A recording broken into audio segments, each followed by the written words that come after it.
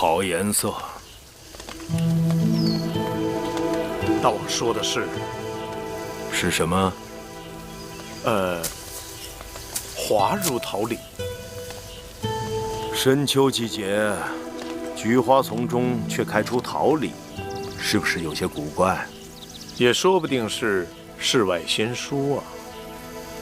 若真是世外仙书，必不带凡俗之气，也不会落到寡人的花园里来。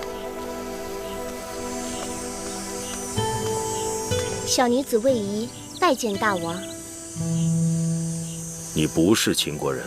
我是魏国人，前2日才到咸阳来看望我的姑母。你姑母，魏夫人？正是。你在此处做什么？姑母一直有心口疼之症，听说用这种黄花煮汤喝会有所缓解，所以才摘了一些。太医院有的是治好的药材，何须你亲自来采摘？听姑母说，姑母虽贵为夫人，但是人老珠黄不被看重，所以太医院的药材也不好再三取药。人老珠黄？不会吧？人情冷暖，这也是常有的事啊。你倒是看得开。后宫就是这样啊，攀高结贵的。不一定是这样的。那会是什么缘故呢？也许是因为华哥哥在大王的公子当中十分出众，所以姑母遭人嫉恨。这话倒也有几分道理。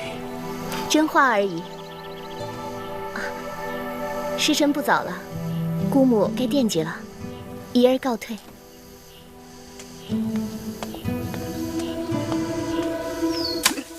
上面，再往上点。哎，对，哎，你别捡了，快，你也打。对，就是那儿。哎，好。小孩，这枣甜吗？问你话呢。啊，甜。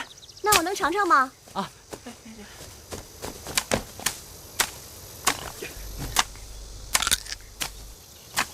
真甜啊！哎，这棵树上的枣啊，是宫里头最甜的了。你喜欢，多吃点。只有我知道，这宫里头啊，哪棵树上的果子最好吃。那你告诉我这些树在哪儿，我也去摘。我是魏夫人的侄女，要在宫中住好一阵子呢。还是我摘了给你送过去吧。那就谢了，小孩。哎，我不是小孩，我叫银通。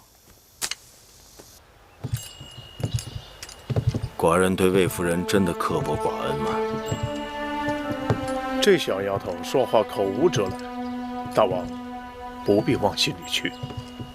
论华儿在众公子当中出众这话，倒有几分道理。华儿作为长子，甚为寡人喜爱，有军功，有担当。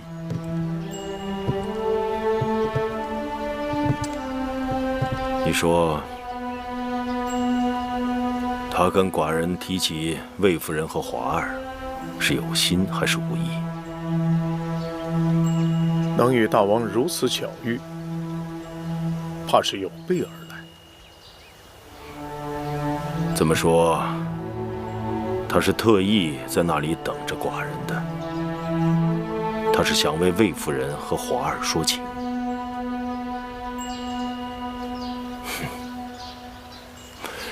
寡人明白了，原来这华如桃李的小女子，也是为了寡人身后之事而来的。把它搅匀，你这也是从底下翻上来，要均匀。来，给我舀一碗，我尝尝。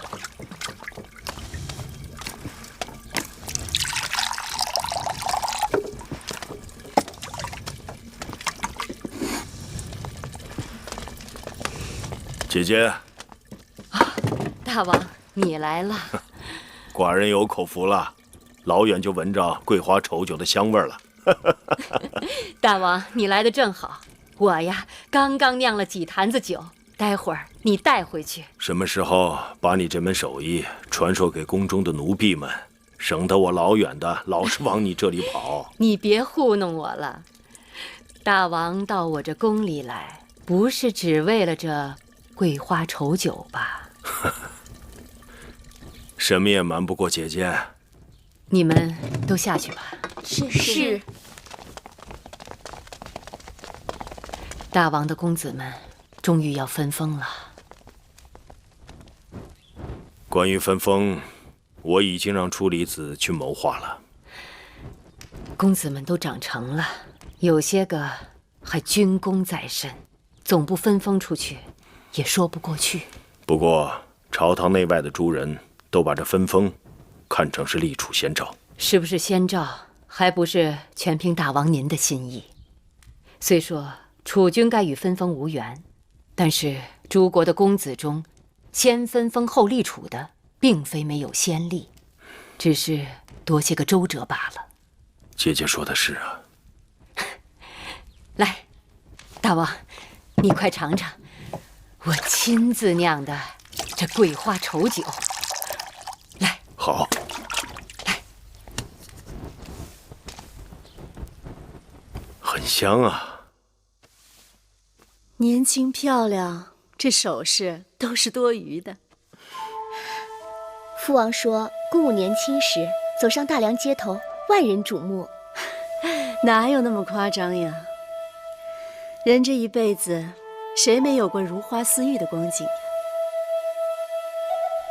只可惜，岁月不饶人哦。哦，对了，昨日永相令向各宫派东西，特地让彩萍多拿了10几匹色泽亮丽的锦缎回来，说是大王赏的。那日仪儿当面向大王诉苦，或许大王心有所感，那些锦缎就是为了体恤姑母的。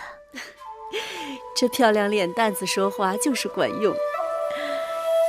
若是大王能替华儿着想，让华儿留在咸阳，仪儿该说的，那日都说了。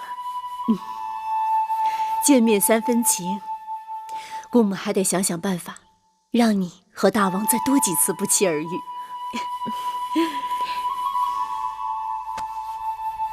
初离子已将分封的安排递到大王那儿好一阵子了，大王那儿却一直没有音信。会不会是西边那个人在大王处作梗？西边哪个人？婢子胡说，王后恕罪。以后别再说东边西边的了，能够河水不犯井水就好了。起来吧。谢王后。他说自己的孩儿不贪图王位，愿意分封到巴蜀去。此话虚实难辨，暂且当真吧。可魏夫人那儿又来了个美人，被人说的跟天仙一样，真是前有虎后有狼。过几日就立冬了，让荡儿把新学的拳法好好练一练。立冬之日，我把大王请来，让荡儿打给大王看。是。大王，外面太冷了，烤烤火吧。是。看这天，要下雪了。下雪好。瑞雪兆丰年。有什么话说吧，别欲言又止。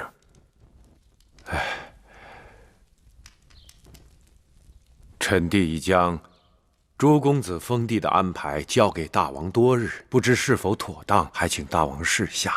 是啊，此事也该要做了，不然谣言会淹死人。寡人看过了，只是奇怪，为何只有名册和分封之疆域，却没有拟定谁分封在哪里？此乃君王之权，臣弟不敢擅专。臣只是依诸公子的人数，列出秦国还未分封的地块，请大王自专。寡人知道你的为难之处，就不勉强你了。这众口难调，就连寡人自己一时也难以决断。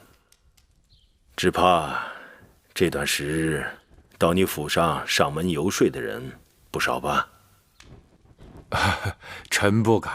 虽然有些争议，但终究是口舌之争，争多争少而已。是太平之争，倒是好事。不错不错，太平之争，确是件好事。你们都下去吧。是。来这边。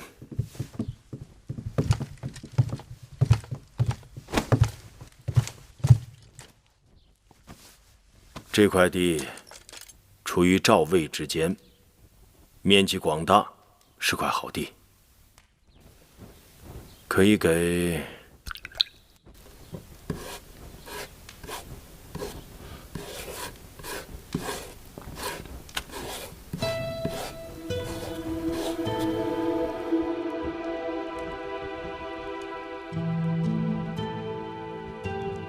是。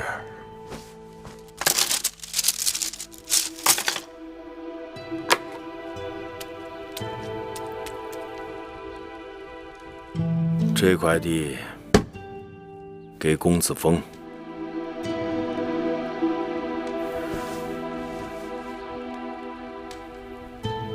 这里给公子运。巴蜀乃新征服之地，虽然地域广大，但却是崇山峻岭，险恶难治。楚离子，依你之见，该派何人前去？臣以为派公子季去为好。巴蜀险恶难治，寡人以为你会建议年长公子前去。巴蜀情况复杂，纵然年长的公子，也未必能够处置妥当。公子季虽然年幼，但这次领兵进巴蜀的主将司马错、监军张仪皆与其母族交好，副将魏冉更是其舅父。再加上巴蜀连接楚国，其母芈月聪明过人，她熟悉楚国的环境，却又与楚王不和，正可与公子季有所帮助指点。臣以为派公子季去，再合适不过了。似乎有些道理。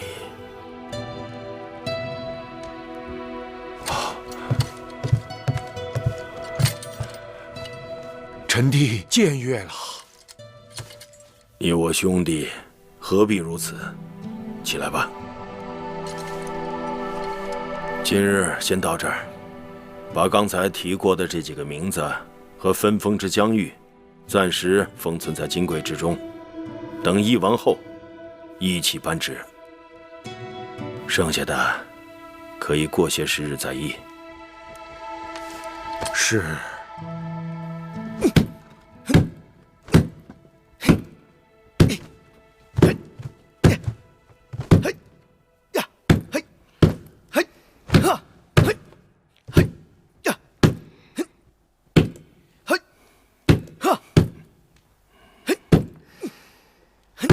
当儿的拳脚功夫的确深厚。冬练3九，夏练3伏，当儿勤奋，楚离子他们督促有方，总算是有些长进。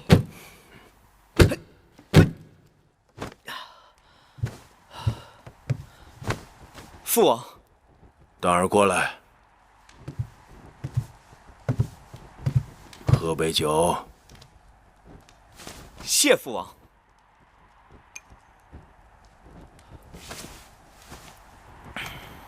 看你满头的汗，去换身衣服，省得受风。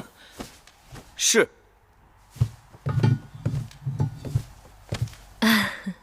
当儿渐渐长大了，也能为大王分忧解愁了。他们长大了，寡人转眼老了。大王春秋盛年，只是不必再那么辛苦，也该让宫里的嫔妃们好好为大王尽尽心意。臣妾听说，前阵子宫里来了个魏国美人。王后的耳目好灵啊！不知那美人是否合大王心意？王后真是用心良苦。大王，王后慢慢喝吧，寡人走了。大王，大王，天色已晚。不晚，寡人看看芈月去。恭送大王。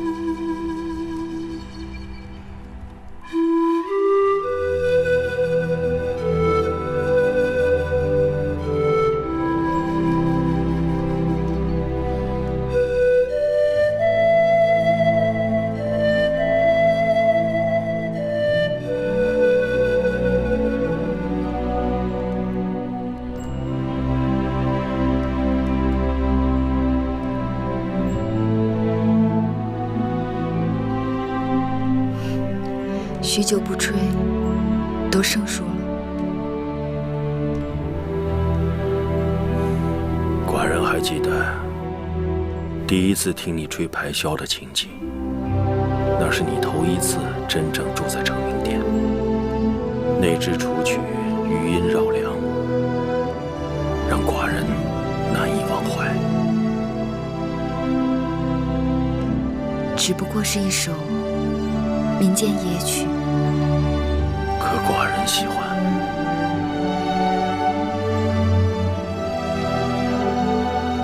今日晚了，大王若是喜欢，鱼儿明日再吹。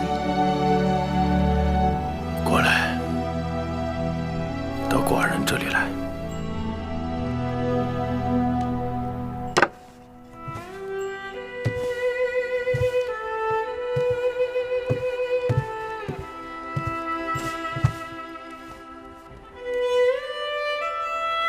寡人是不是老了？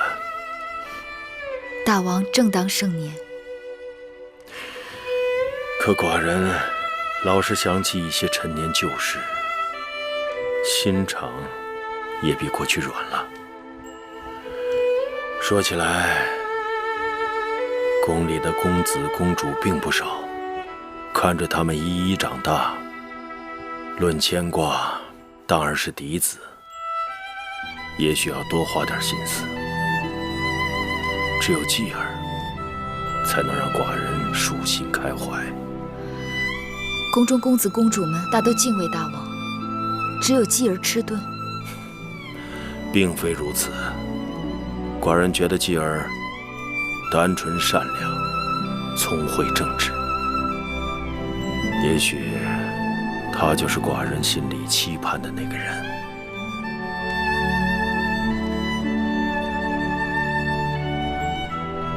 你是继儿的娘亲，怎不为继儿做些打算？臣妾是有打算的。那好，说来听听。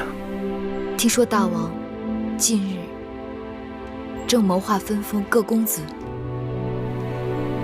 不错，丫头想为继儿求封属地，还是想让继儿留在宫中？臣妾若是有所求，大王能答应吗？那就要看你是否和寡人心里想的是一样的。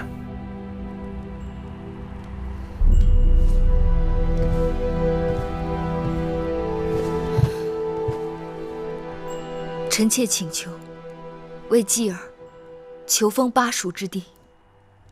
什么？你想为继儿求封巴蜀？是，臣妾想为继儿求封巴蜀。为什么？当年攻下巴蜀，继儿有功，大王让我为继儿讨封赏，就当是大王赏赐继儿的。寡人说过，从不赊账。你起来吧。继儿不想留在宫里。是继儿不想，还是你不想？告诉我你的真心话。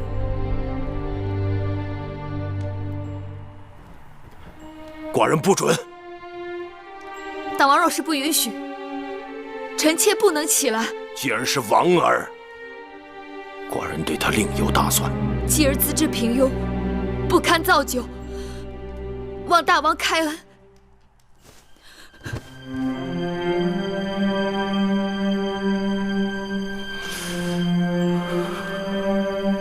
你该知道这些年，你和继儿在寡人心里的分量。但你要明白，我属意继儿，并不因为我与你的情谊。芈月，你太让寡人失望。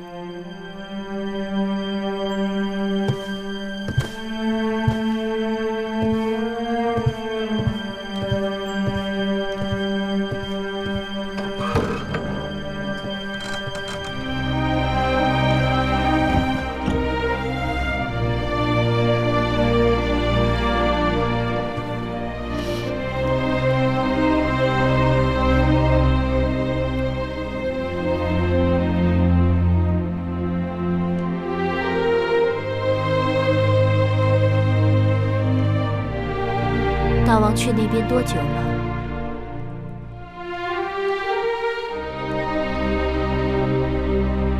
快1个时辰了。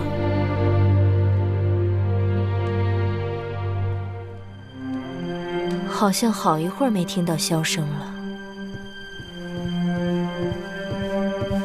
王后，大王走了。走了？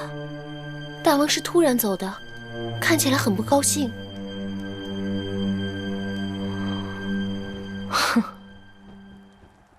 月啊，你本是聪明伶俐之人，今日你为何不借势借力地将事情缓缓道出，偏要横冲直闯，得罪大王？这种事情，若不道个一清二白，只怕大王会误解了我的心思。可你的心思恰恰违背了大王的心思。话总要说出口的，让大王早些明了，比蒙在鼓里好。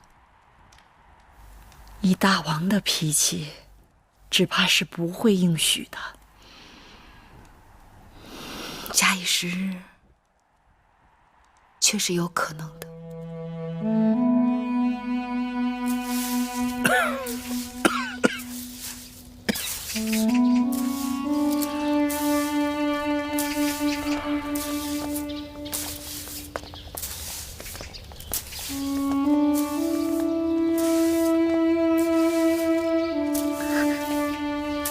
大王，这么冷的天，你为何站在这儿？让寡人有眼福看到一幅雪中美人图。姑母说这宫中种了许多腊梅，我带人出来寻了1个时辰，只见树不见花，只好不得而归。宫中的腊梅都是从汉中和秦岭移来的，今年的花期似有些晚了。等花开的时候，我会派人送些到你姑母的宫里去。这些年，你姑母精心养育华儿，寡人的孩儿当中，属华儿军功最多。谢大王恩宠，不过这腊梅就不必送了。这宫中人多嘴杂的，3人成虎，众口铄金，一儿还是自己带人去摘采吧。宫里难道有什么闲言碎语吗？大王耳力不好。折夫成城，折腹倾城，一绝折腹，为消为痴。这不是大雅瞻昂吗？是啊，这几日宫内外到处都在传唱它。真的吗？大王对你有意呀。什么有意啊？不过是说了一句雪中美人图罢了。哎呦，傻丫头，在你眼中一文不值，在别人眼中可顶得上千军万马呢。大王说姑母养育了华哥哥，在大王的孩儿当中，就属华哥哥最争气。大王还说要给姑母送梅花来呢。啊，大王真这么说的？嗯，太好了，太好了，华儿有望了。姑母要当心，外面传的那歌谣，是不是就是冲着姑母来的呀？不用管他，有大王的恩宠，外面的人就算唱破嗓子，又能如何？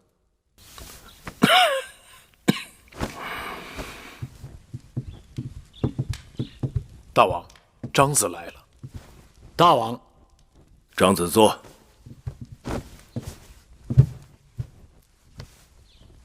张子是咸阳城里耳目最灵的人，这2日可听到咸阳城里一首歌谣？大王说的可是蛰伏成城，蛰伏倾城啊？聪慧的男人闯天下，聪慧的女人乱天下。说的是周幽王宠信褒姒、废嫡立庶之事。大王对这首歌谣怎么看？似乎有所指。既然传得满城到处都是，只能有一个目的，是想把它传到某一个不容易传到的地方去。比方说，寡人的成名殿。大王的后宫不缺聪明的女人，但这蛰伏倾城的歌谣后面还有另外2句，不知道大王听到过没有？哪2句？腹有长舌，为利之阶。女人舌头长，灾祸从天降。哎，女人少了无趣，多了让人避之不及。难怪孔子说：“唯女子与小人难养也，近之则不逊，远之则怨。”大王这话里有话，弦外有音啊。有什么音？有。好了，还是说回正事。近几年大秦连打了几次大战，威慑住诸侯以后，接下来就要稳定疆域，休生养息。张子对此有何看法？微臣以为眼下最重要的是要放在3个新收服的地方，一为巴蜀，二为义渠，三为河西之地。寡人宗室分封，难也难在这3个地方。大王已成年的公子当中人才济济，该不会周旋不开吧？你可能不知道，芈月提出想让公子季分封去巴蜀。也是啊。这义渠河西之地，确实没有巴蜀更合适公子季。公子季尚未成年，那巴蜀山高路远，对他就合适。芈八子寻不到比巴蜀更好的去处了。芈月不想留在咸阳宫，不想留在寡人身边，如此举动，实在出乎寡人意料。那是芈八子对功名利禄从无所求，这也是我看中他的地方。这也正是他惹怒大王的地方。其实大王无需烦恼，后宫的女人说的再多，也都只是一厢情愿，最后定夺还是要凭大王的一句话。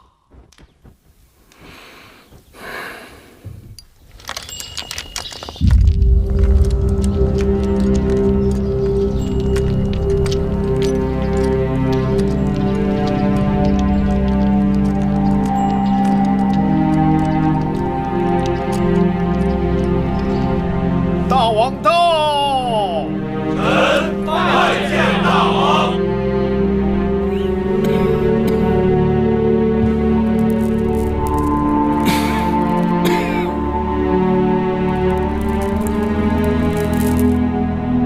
免。元日大吉，寡人要与众臣宣布诸公子分封之事。寡人的公子们逐渐成年，到了该为大秦镇守疆土、随从作战、交纳贡赋而尽职守的时候了。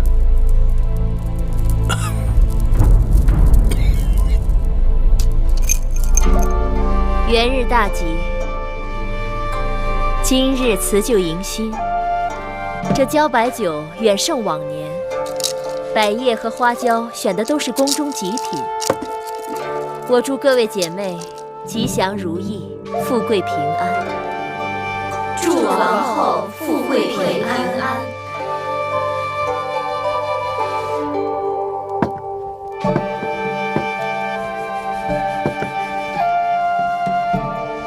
没儿女自有没儿女的好处。魏姐姐，童儿还小，你说会不会这次也把她分封出去啊？妹妹放心，有人比你更不想让儿子分封出去。姐姐说的可是魏夫人，可我看魏夫人是胸有成竹，好像稳操胜券的样子。有些人就是刚愎自用，自以为是。哎，要真能像她那样，图个自己安心，那也就好了。今日大王在宣誓殿向众臣公布分封大事，芈月妹妹仿佛事不关己呀。雷霆雨露皆是天恩，何况诸公子都是大王的亲生儿子，难道大王还会亏待了他们不成？手心手背还两般待遇呢，我就不信你心里没有一点打算。不过这一阵子妹妹往大王处走动的少了，不见君面，君自然寡淡，想向大王求情，估计也逮不着机会吧。妹妹还真不知，原来姐姐的恩宠都是求来的。在大王面前自作聪明，小心搬起石头砸自己的脚。大王一向恤老怜幼，公子既这么小，这次分封只怕是轮不到你了。王后的奏折求的是为诸公子分封藩地，该是人人有份的，为何公子既无份呢？继儿若是能与其他公子一同分封，那是继儿的福气。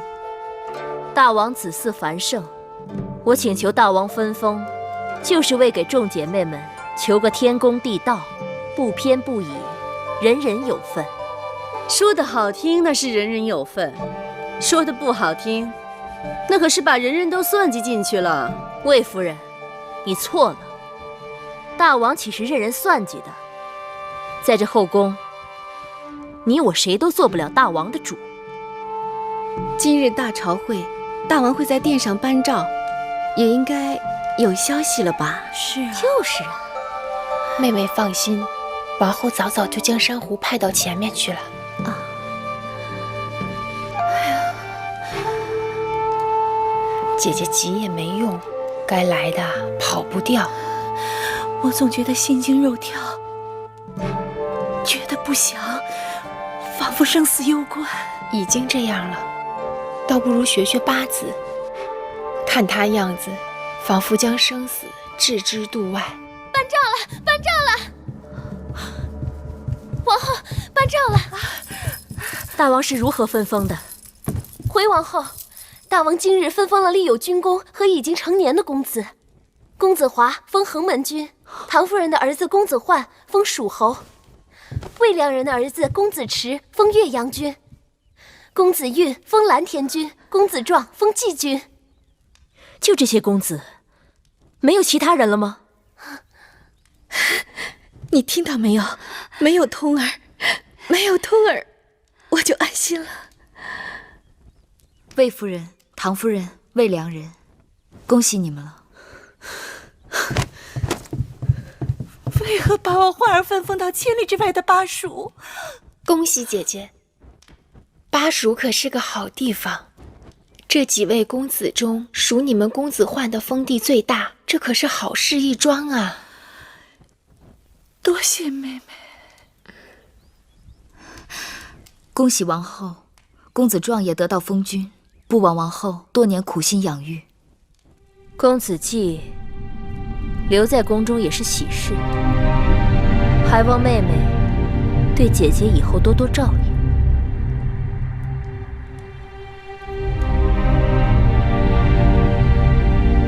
夫人，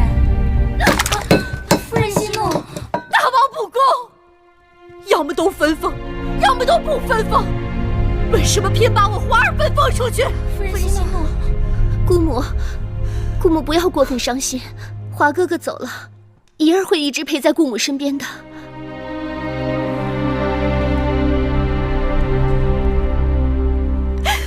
华儿是我的命啊，他被分封出去，再想见一面就难了。八子，恭喜公子分封为衡门郡。公子的封地富庶，离咸阳又近，只怕诸公子人人都要羡慕你了。所以嬴华要去向父王谢恩。此外，嬴华还要特别恭喜八子。我有何事可恭喜的？恭喜公子季没有被分封出宫。公子这是何意？八子知道我的意思。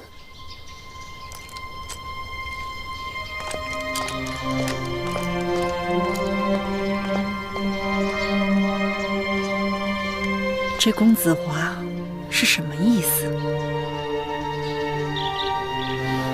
这也怪不得他，只怕别人都会这样想的。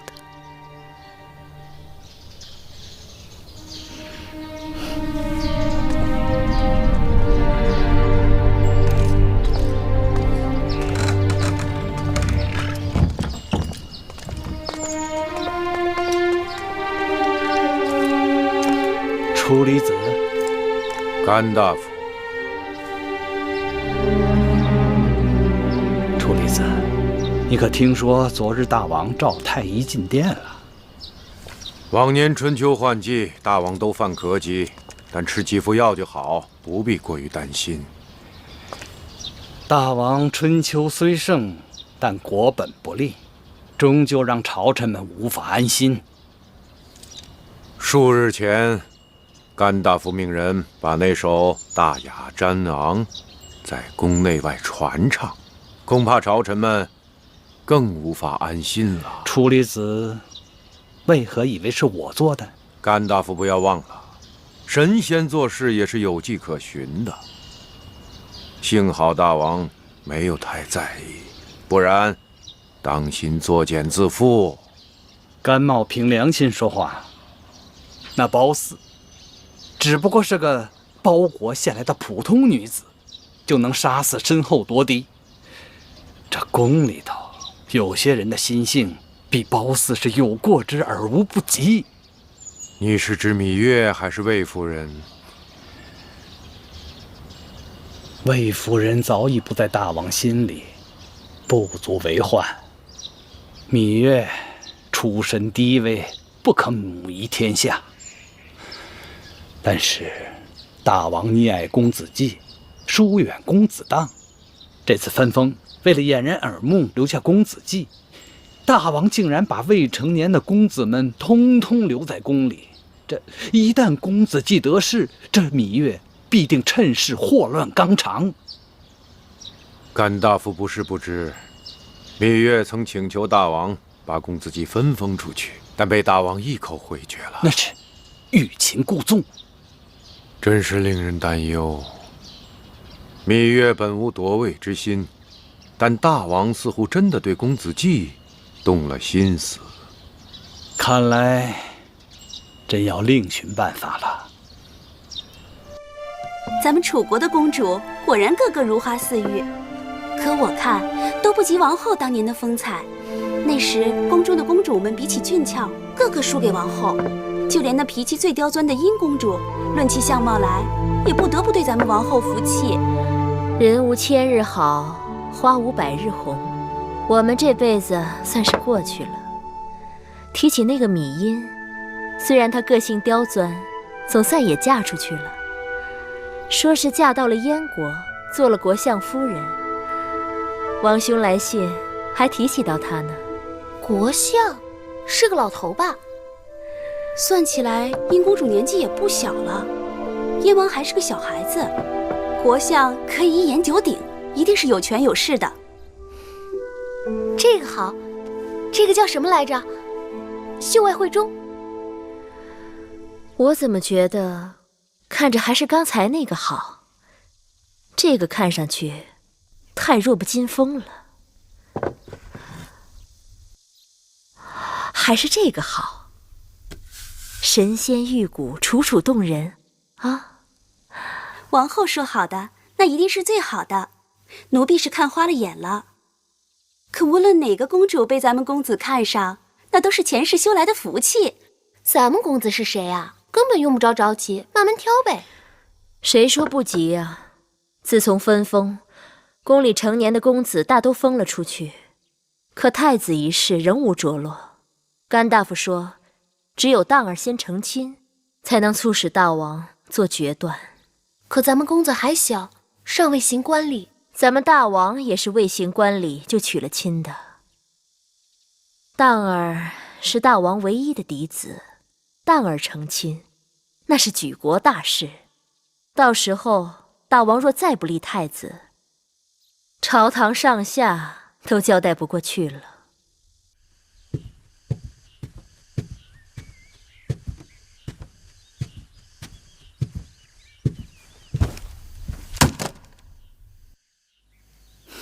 怎么了，姑姑？谁惹你不高兴了？是姑姑自己在生自己的气。这是为何？昨日我看到园子里的李子快熟了，就提了一句想用蜜糖腌制李子的话。今儿香儿他们就带着继儿去园子里摘李子，李子树高，全靠继儿用鞭子打下来。结果香儿他们还没来得及捡，就被那帮跟在公子当身边的力士莽汉抢走了不少，弄得继儿沮丧得很。那继儿有没有和他们争吵？继儿本来是不服气的，但因为你曾嘱咐过他出门尽量少惹事，他就忍住了。继儿听话，但有时过于听话，反而显得懦弱了。这怪不得继儿，想出宫出不去，留在宫里，除了忍着还能怎样？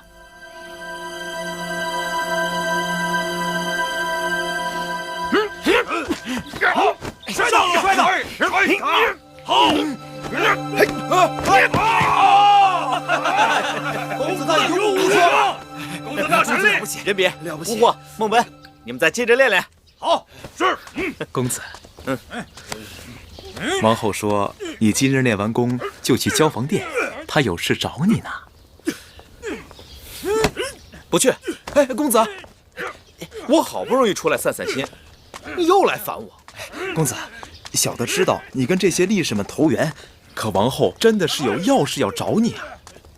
当儿，给母后请安了。这么大人了，怎么还是一头一脸的汗呢？冯甲在。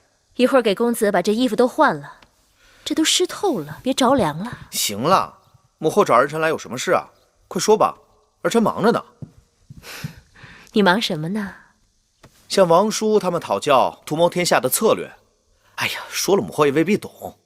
可我听说你最近从市井招了很多力士莽汉，和他们摔跤举石锁，还决力徒手相搏。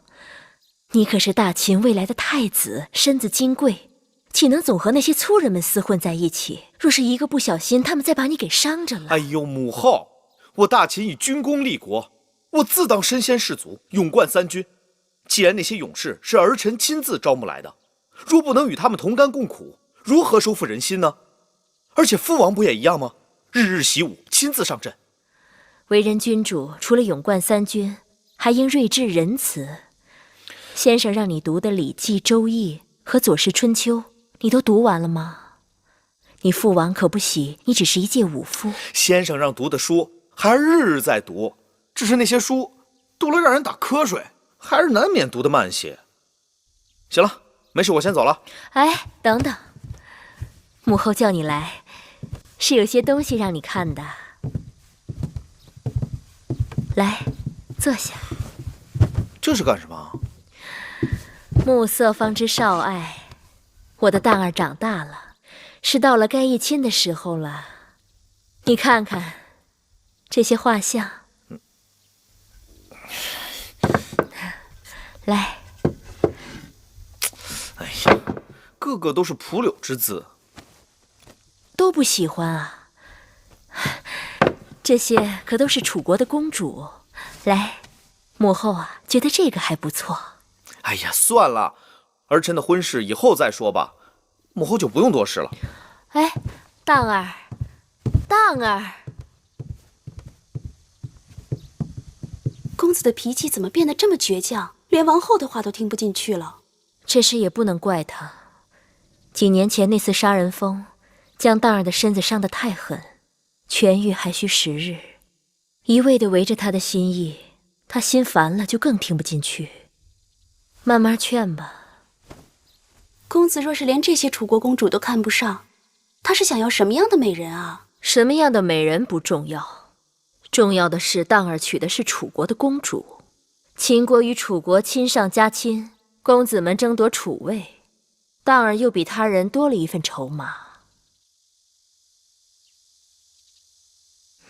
珍珠，去把信使召来，我要写一封家书给王兄。是。你老跟着我干什么？王后说，让小的跟着公子，随时伺候，随时听从吩咐。我吩咐你现在就给我走开。小的知道公子烦心。我烦心是因为你太多嘴。小的该死。真是该死。哎，公子，那边就是披香殿了。披香殿又如何？那是魏夫人的住所，公子去不得。去不得？就算是天神地仙的住所，我想去也去得。公子啊。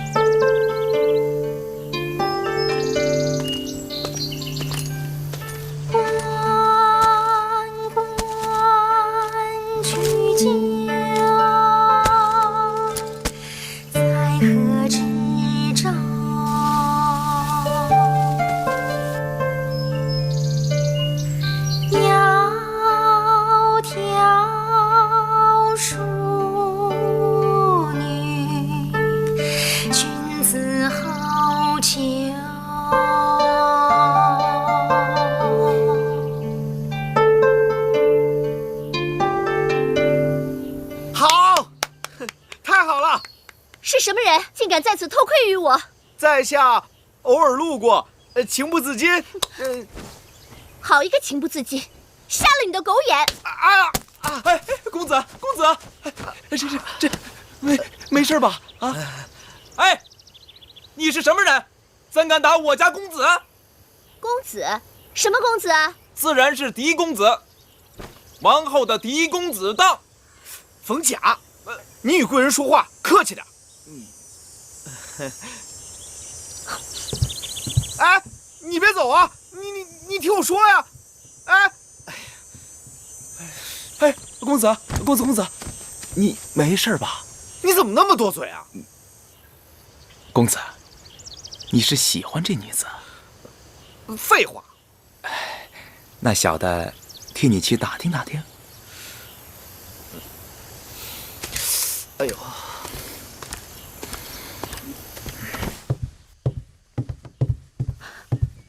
姑母，不好了！怎么了？我刚刚在殿外弹箜篌，不料来了个狂徒出言调戏，我就用枣子砸了他的头。谁想到那个人竟是大王的嫡子公子荡！教训得好！这披香殿明明是大王赐给姑母的，怎么会让公子荡闯进来？大王把这披香殿赐给了姑母，别人自然没有胆量来。可是那公子荡不同，他是大王的嫡子。王后对他言听计从，又一心想捧他做太子，让他养成了横行霸道的脾气。除了大王，谁敢招惹他呀？他真的会当太子吗？唉，这太子之位原本是华儿的，可如今华儿被分封出去了，公子当又有王后做后台，眼下不好说了。也就是说，这秦国的天下有一日会落到公子当的手里。怡儿，你若能让大王回心转意，这天下还是你华哥哥的。怡儿尽力了，但成效不大。大王的心思说变就变，你年轻貌美，有的是机会。也罢，这2日园子里你就不要再去了。若是那公子当再来挑衅，你不妨告诉他，就算你能饶了他，大王也饶不了他。是，姑母。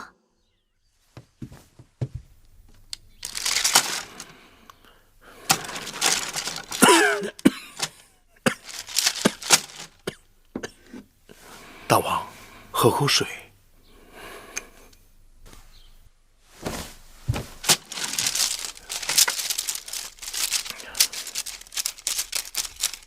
这水的滋味不错，是魏姨那个女子送来的，说是用竹叶煎的水，去火最好了。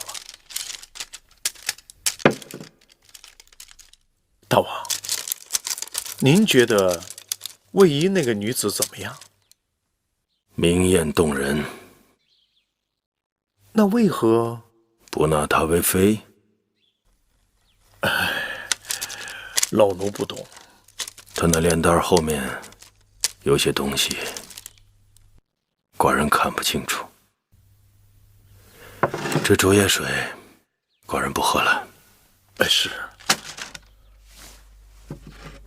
太医说，寡人阴伤气耗，过分清火，只怕也不好。既然大王看不清楚，老奴就更是老眼昏花了。大王，这儿还有贝母梨羹，是米八子听说大王久咳不愈，特地派人刚刚送来的，您尝尝。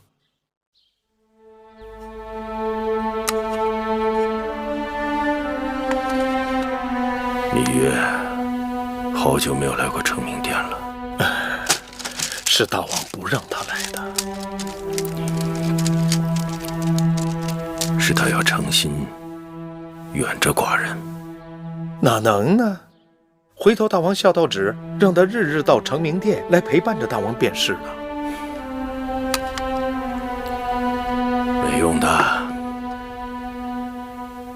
寡人说的是，他的心离寡人越来越远。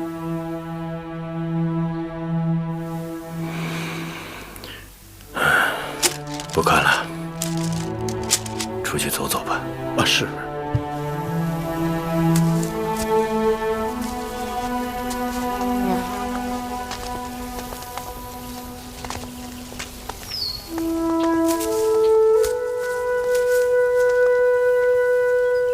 大王来了。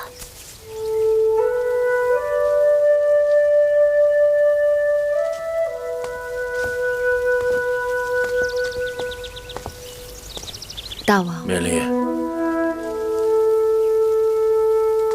你看你，继儿都这么大了，你还在园子里面弄得一手泥污，宫中的人都说寡人最宠幸你。这话大概除了寡人自己，谁能相信？大王认识我的时候，我就是这样。眼下大王是巴望着我变得和以往不同，还是和从前一样？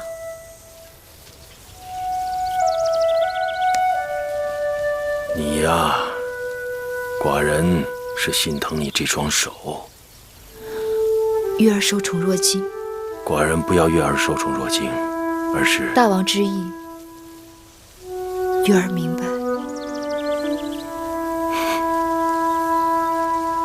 是什么香味？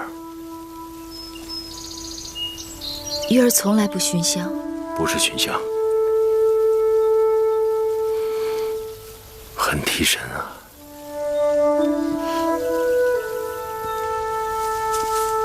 是不是这个味道？不错。这是什么药材？这叫银丹草。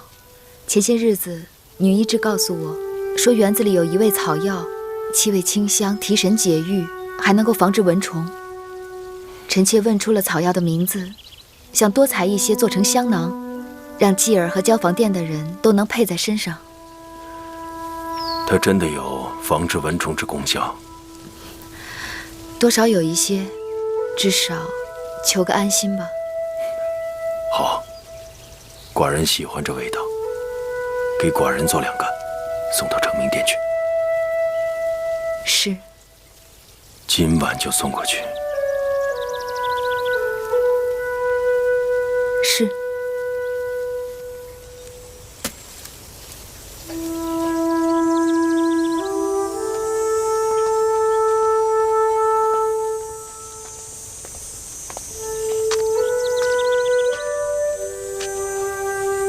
大王，咱们还要不要在这园子里再逛逛啊？不用了，回成明殿去。老奴看这园子还真挺好的，这才逛了多大一会儿啊，就感到浑身精气神儿倍儿足。老东西，成精了。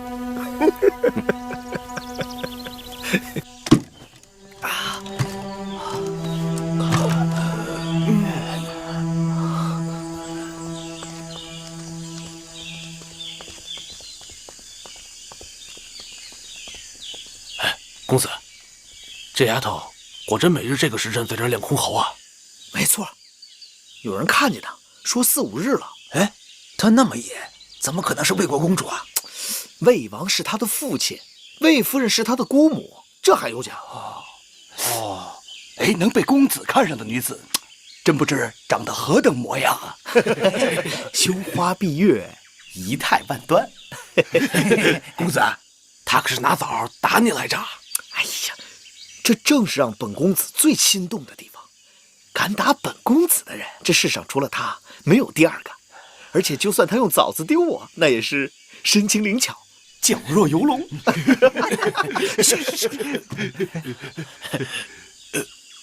公子，你看谁来了？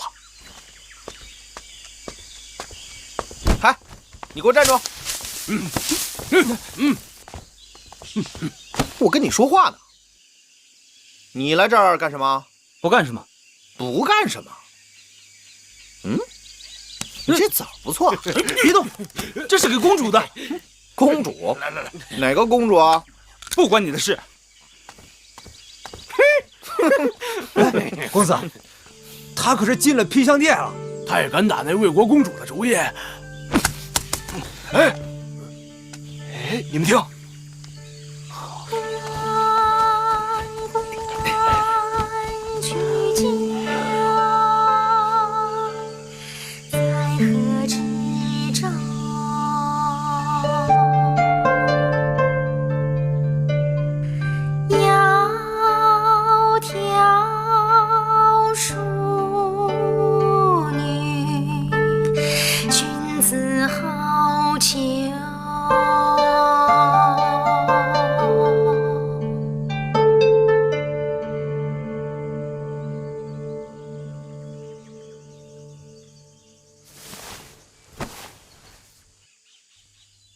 彩萍，一公主，外面那些人走了吗？没有。这些蠢货。彩萍，你钓过鱼吗？奴婢没有，但奴婢见过别人钓鱼。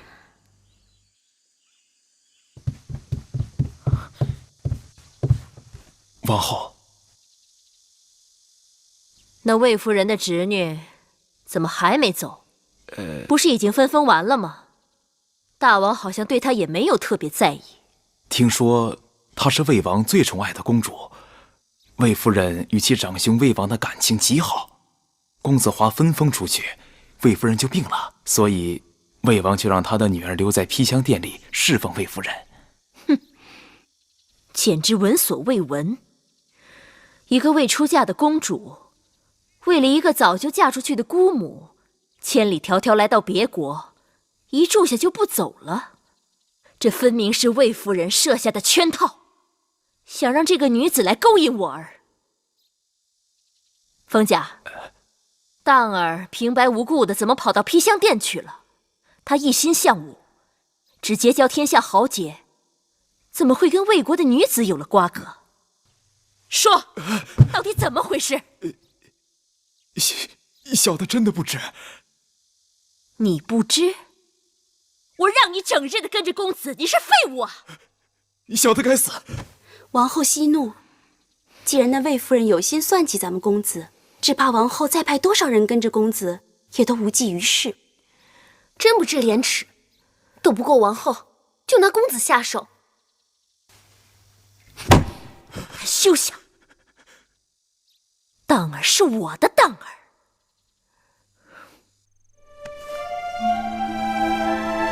这是你的针线。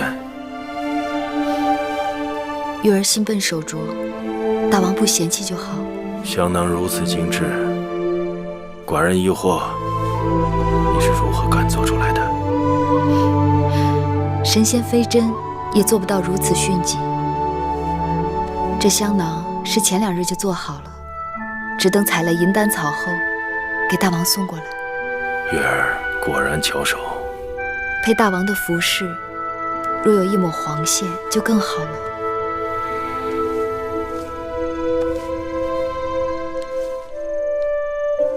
月儿还牵挂着寡人吗？怎能不牵挂？那你为何还要带着继儿离开咸阳？月儿除了牵挂大王，还要牵挂的事情太多。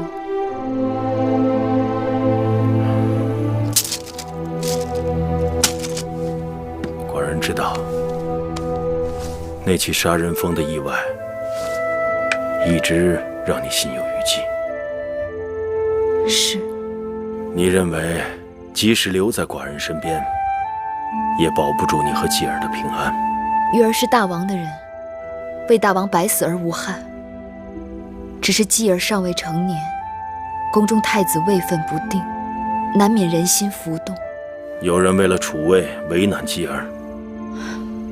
月儿只是说常理，大王多想了。既然你今日说起太子之事，寡人就跟你说说太子。既然你今日说起太子之事，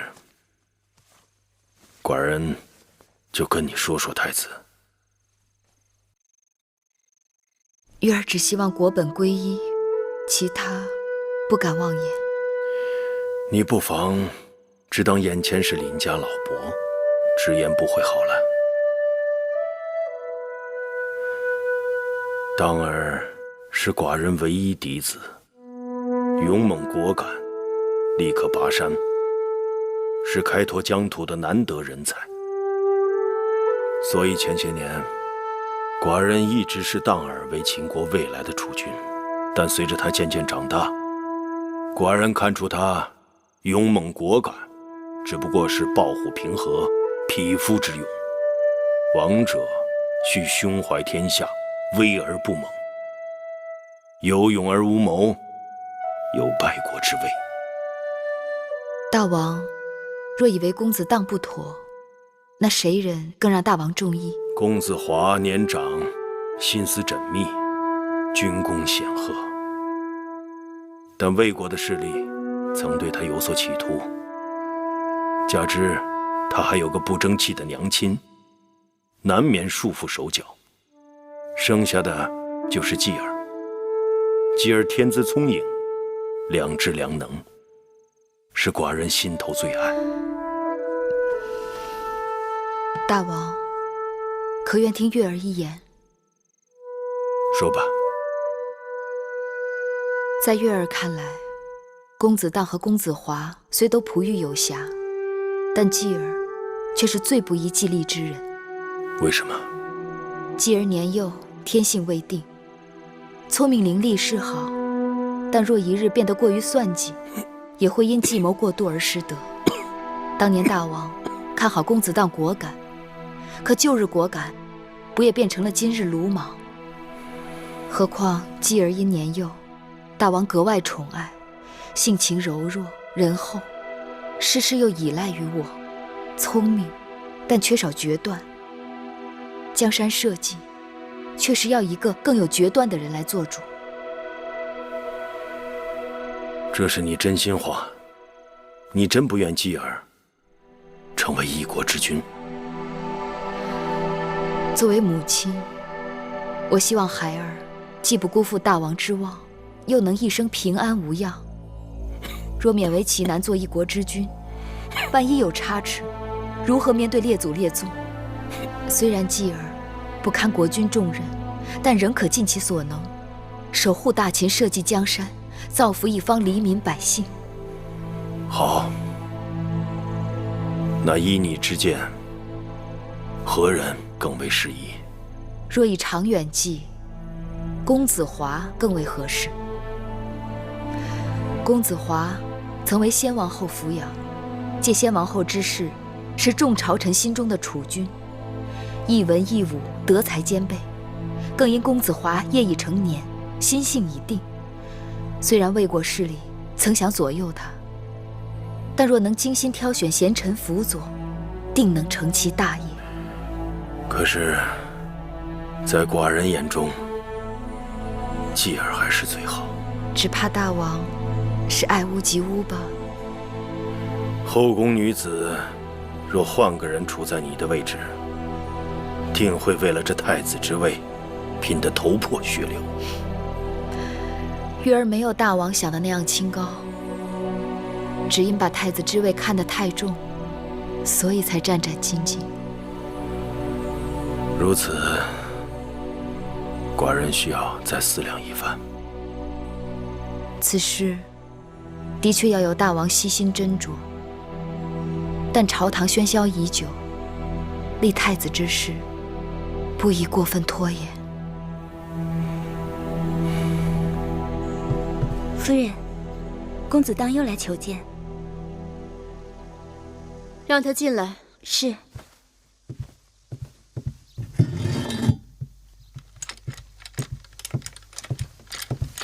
荡儿拜见魏夫人。公子不必多礼，有话直说。魏夫人，你知道我曾在园子里与贵侄女相遇，公主温婉贤淑，花容月貌，令我一见倾心。可我上门数次，夫人却不准许我与公主相见，这是为何？公子荡，不是我故意要为难你，反倒我想求你放过我和怡儿。怡儿本是来探病的，被你这样3番5次上门来闹，她如何还能在这宫里待下去？王后一心找我的不是，若是让她知道内情，定会大发雷霆。我受委屈倒也罢了，怡儿乃是未嫁之女，若是无端让她受此连累，岂不是我的罪过？怡儿，怡儿，真是个好听的名字。好啦，这都是我的不是，我不该容她进宫探病，更不该让她在我的披香殿的园子里抛头露面。公子荡，你是王后的嫡子，王后对你的婚事早有打算，请你速速回去，也算是成全了怡儿。夫人，我是真心喜欢怡儿，岂敢有一丝一毫伤害她的心？女人的名节不是小事儿，任何人真心喜欢怡儿，都应该先禀告父母，向我王兄提亲，行6礼，怎可像你这样思乡受受？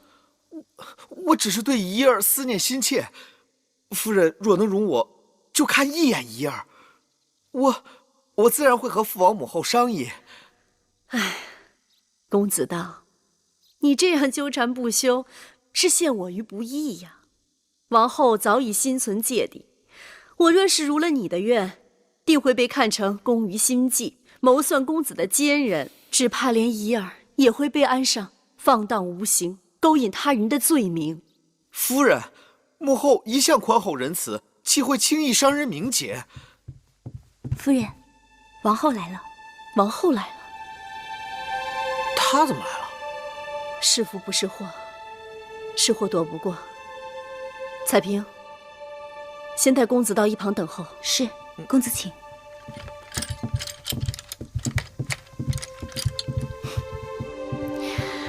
既然是这样，也就别怪我了。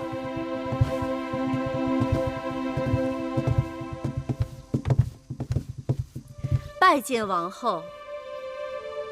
魏夫人，是你做的好事。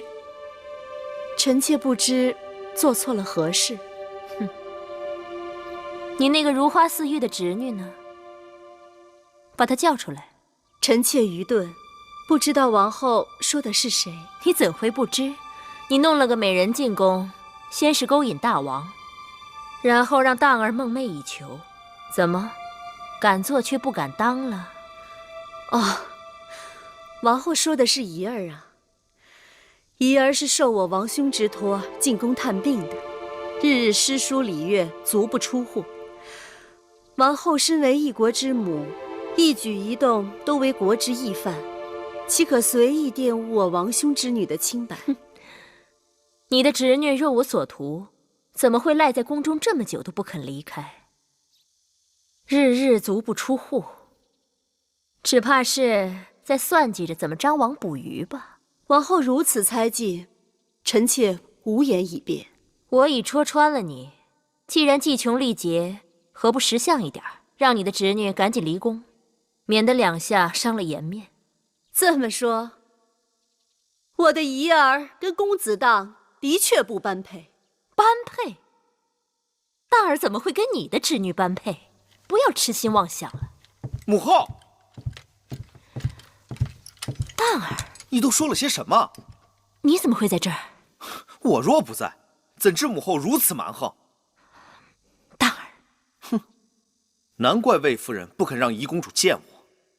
你恶言恶语，让孩儿颜面尽失。你这不仅是羞辱了你的孩儿，也羞辱了母后自己。荡儿，他们是在用欲擒故纵的伎俩。哼，难道母后也常用手段，看别人都是伎俩？荡儿是被人掩了耳目。被谁？怡儿吗？若能被怡儿掩耳目，我情我愿。荡儿，你是用何手段荼毒了我儿？王后息怒，这就怪不得臣妾了。你跟公子荡不请自来，臣妾该对你们说的话都说了。臣妾在此恭送王后。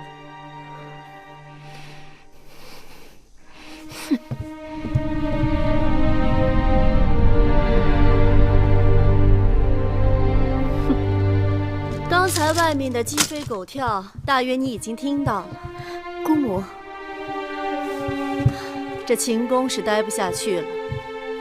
这几日你就回魏国见你的父王母后吧。怡儿都听姑母的。唉，真是人算不如天算。失之东隅，收之桑榆。大王那边没动静，却收了那公子荡的心。姑母不想有意外之喜吗？这些年，姑母的意外太多了，怕了。若是怡儿能帮姑母将东隅桑榆都收入怀中，怎么样？公子荡即将成人，一婚之后或被立为太子，有朝一日成为大王。秦国的社稷一旦落入公子荡的手中，怡儿必定会让公子对姑母言听计从。倘若公子荡未被立为太子，但有了这一层亲眷关系，大王也会对姑母另眼相看。到时候华哥哥想要的东西也会更容易得到些。怡儿，你是不知道，我跟那王后是冤家对头，势如水火。姑母若是通过怡儿将公子荡抓住，难过的不是姑母，是王后。怡儿说的也有些道理啊。当儿，当儿，听母后的话，母后所做无一不是为了你好。我又不是3岁小儿，难道不知道什么对自己最好？那魏夫人口蜜腹剑，你不知道她的真面目。母后，别跟我提什么真面目，我见过这后宫女人的种种心计。怡儿是我见过最真性情的女子。你是真的被那个魏国妖女迷了心窍了。当儿，母后答应你，一定为你在楚国找一个更好的如意佳人。母后省省吧，儿臣喜欢谁那是儿臣的事。你是我的孩儿，你的婚事我怎能袖手旁观？那好，我告诉你，我和怡儿是天作之合，这辈子我只想娶她，除了她我谁也不要。母后提亲去吧。王后，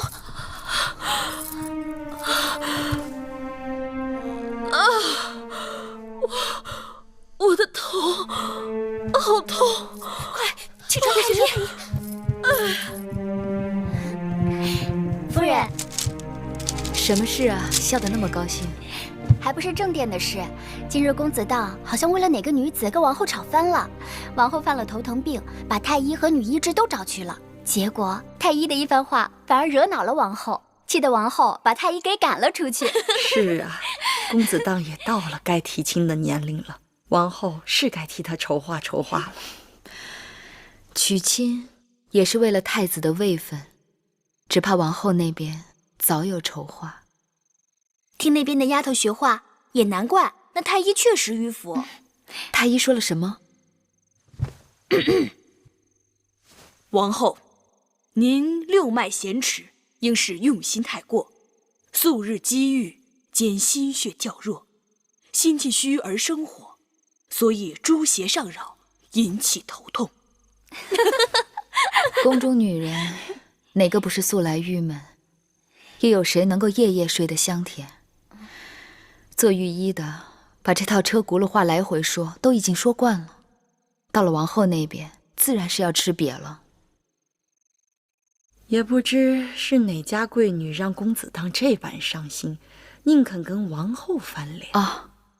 就是原来姑姑提起过的那个美人啊。王后，这是太医另开的调和气血的药，您服用试试吧。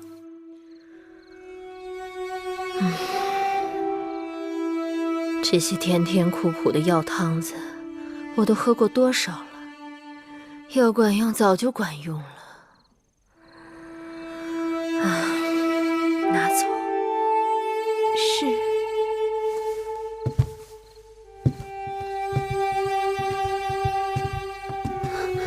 怎么了？魏夫人来了。又怎么了？王后，那个魏夫人来了。给我撵出去！是。夫人，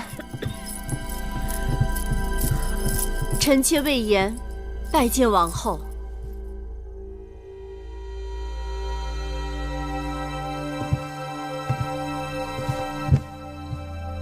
臣妾得知王后与公子荡口诀争执不下，犯了头疾，特地来向王后请罪。荡儿被你蛊惑了心智，害得我们母子不和，你还上门来说风凉话。王后，王后，你可是错怪了臣妾，臣妾是真心来向王后引咎自责的。哼，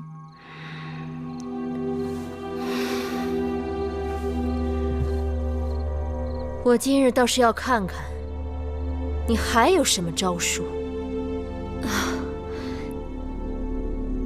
臣妾有些话不方便当着众人言，如果王后允准，没什么不方便说的，有话就说。臣妾是想知道，王后是否有意想让公子荡当太子？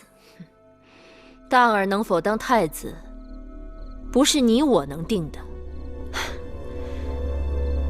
王后不必提防我，华儿分封横门君，这太子之位已经与他无缘了。如今，我只想化干戈为玉帛，助王后一臂之力。公子之中人才济济，储君之事，只有大王一人心中有数。王后依旧口不对心。放眼秦宫，能够跟公子当争位分的人，已经寥寥无几。可大王立太子，又需要一个妥当的契机。我不知魏夫人想说什么。欲治其国者，先齐其家。公子当的婚事若能尽快谈妥，那么立太子之事也将成为大王的当务之急。臣妾知道，王后对公子当的婚事早有安排，可是公子当却对怡儿一见钟情。这事儿不仅让王后觉得棘手，臣妾也觉得为难。何不说你是正中下怀？不管王后是否误会臣妾，臣妾都以为逆水行船不如顺水推舟。顺水？那就把我的当儿推到你魏夫人怀里去了。强拧的瓜怎么能抵得过水到渠成呢？王后不如反过来想，公子当背后若有楚、魏两国的元首，那么储君之位，谁又能与他争？魏夫人请坐。谢王后。珊瑚，斟茶。是。臣妾深知这些年来多次见罪于王后，若能促成公子当与魏国的联姻，臣妾愿意将功折罪。魏夫人的好意我领受了，只是当儿尚未成年，婚事不必过急。那是自然。王后若是信得过臣妾，臣妾愿尽犬马之劳。当儿是嫡子，当儿的婚事有关社稷，最后还要由宗室和大王来定夺。有了王后的恩准，公子当和怡儿必是佳偶天成。臣妾先告退了。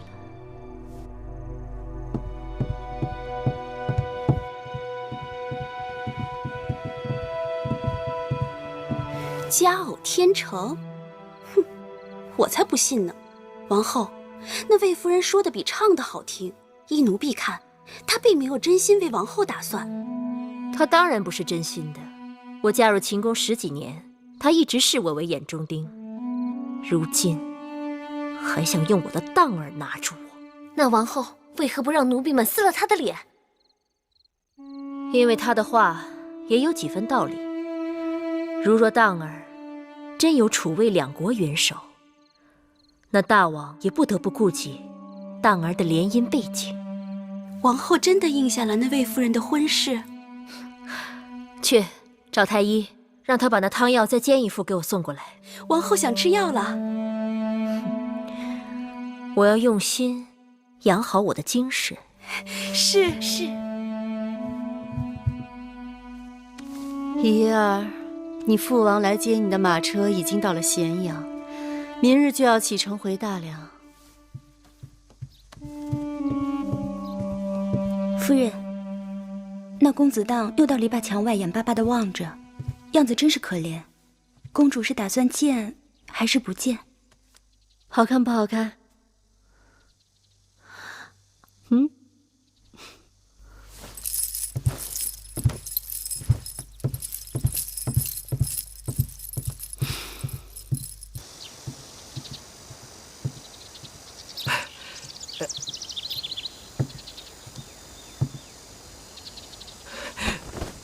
怡儿，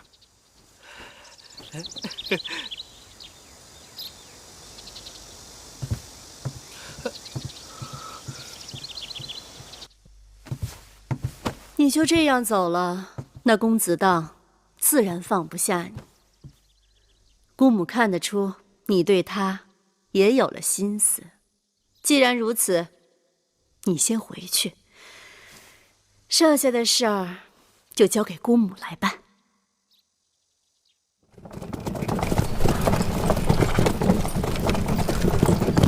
撤！停车！停车！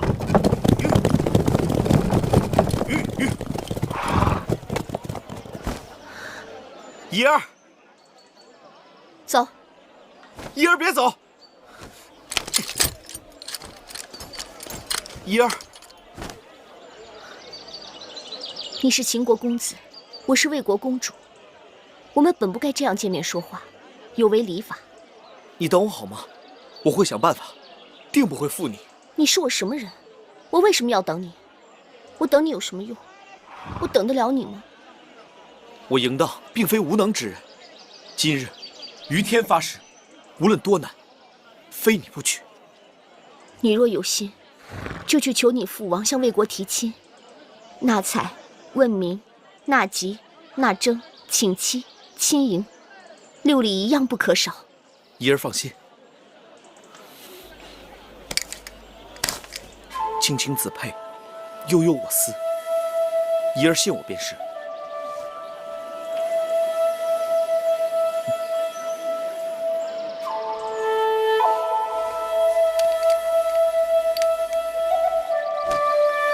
走。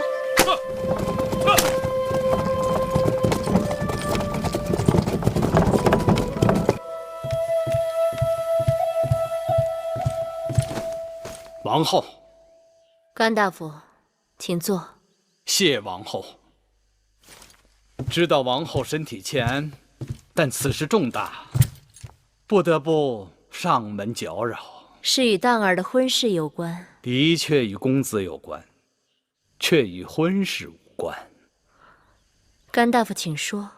王后可知，近几日大王多次召集朝中大臣进宫，询问公子华的情形，其中还有他封地上的地方官员。公子华已被大王分封在外，太子该是与他无缘了。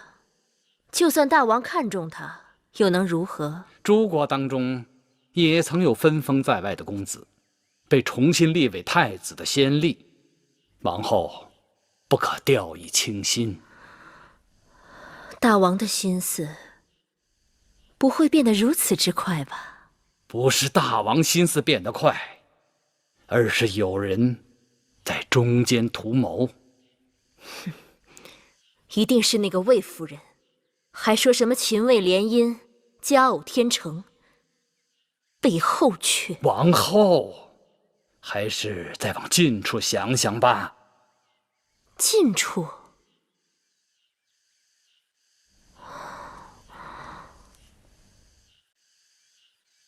难道是芈月？不应当啊！芈月要争，应该为公子继争，怎会推别人上位？再说那芈月与魏夫人也是不共戴天。这正是他的聪明之处。他这样做是一箭双雕，既可以让大王相信他毫无野心，不必对他进行提防，而且还可以收服魏夫人母子做他的刀枪。待公子华与公子荡相斗下来，2败俱伤，那得利的人一定是他和公子季了。快，扶我去找荡儿。王后，您还病着。事不宜迟，我要让荡儿去宣誓殿找大王，求大王允准他们的婚事。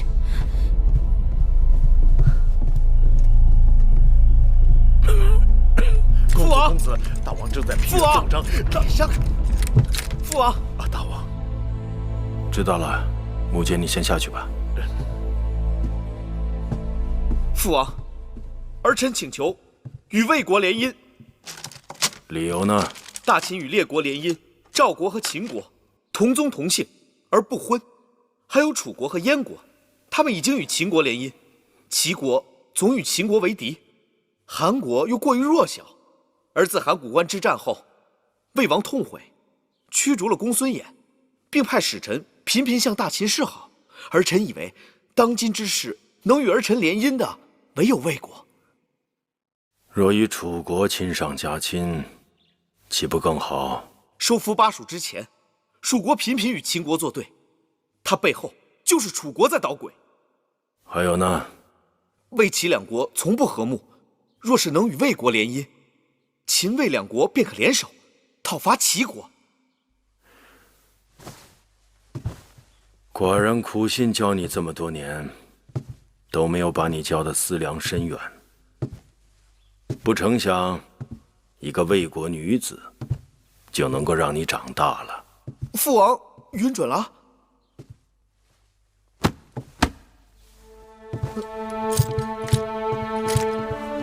父王，父王！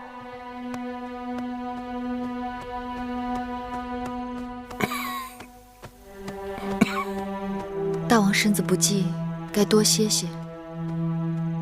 心里头的事情太多，不知道该是喜还是忧。若是公子当的婚事，那该是喜事。寡人原本并不想让他这样早便娶亲。食色性也。王后与魏夫人历来不和睦，当儿却硬要娶个魏国公主回来。大王的意思是，公子当想娶魏国公主，王后不中意。王后也主动向寡人请求赐婚。哦，你也觉得奇怪？王后爱子心切，虽在意料之外，但也在情理之中。你说，寡人是否该成全他们？大王是说，成全这对小儿女的情分，还是成全两国联姻结盟？这两者皆是。若于公于私都好，芈月无话。可寡人看到你眉头皱得很紧。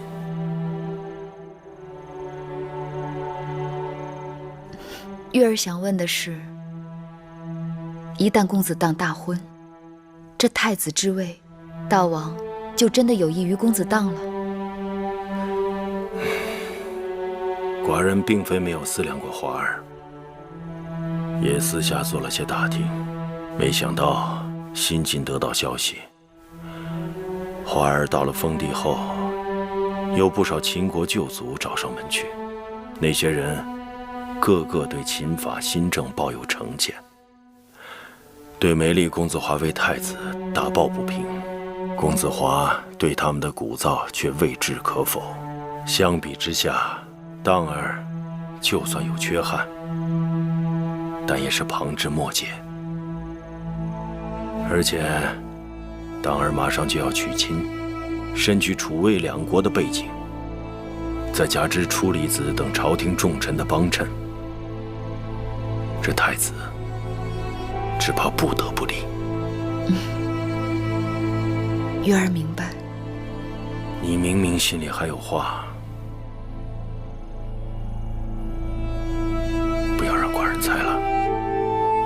事到如今，两害相权取其轻，大王应当按照自己的心思去做。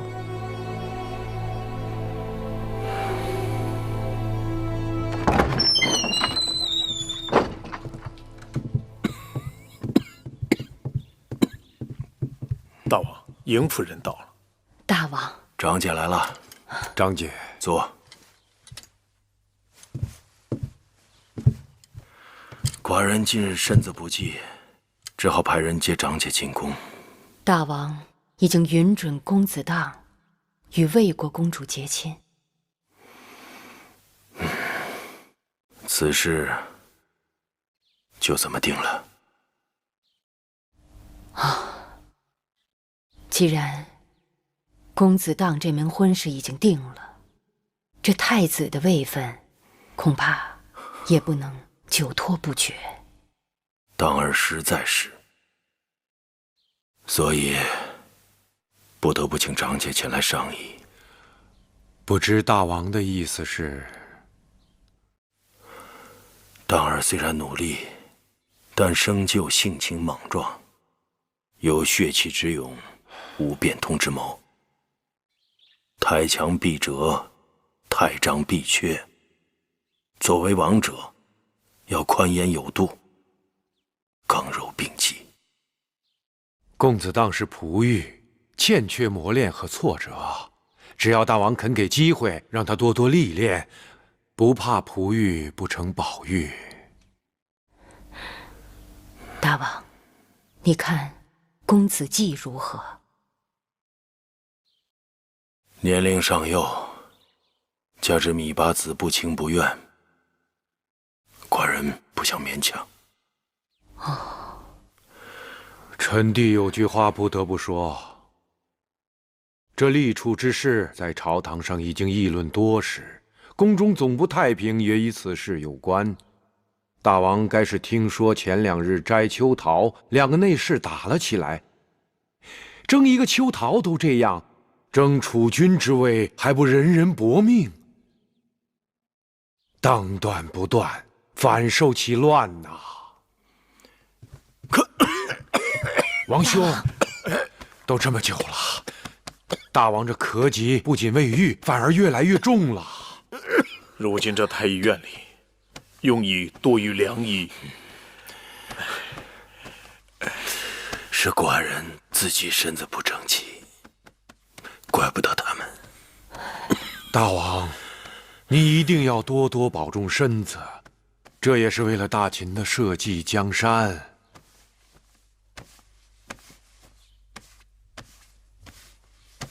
是啊，母坚在。笔墨伺候，你旨吧。是。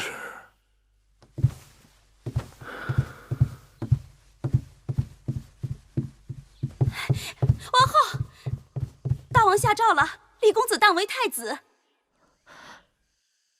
你说什么？你再说一遍。大王下诏，立公子当为太子。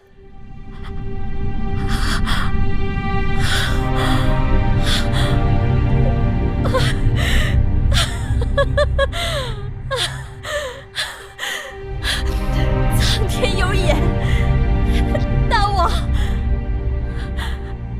终于立我儿为太子了！太好了，王后！恭喜王后！贺喜王后！恭喜王后！贺喜王后！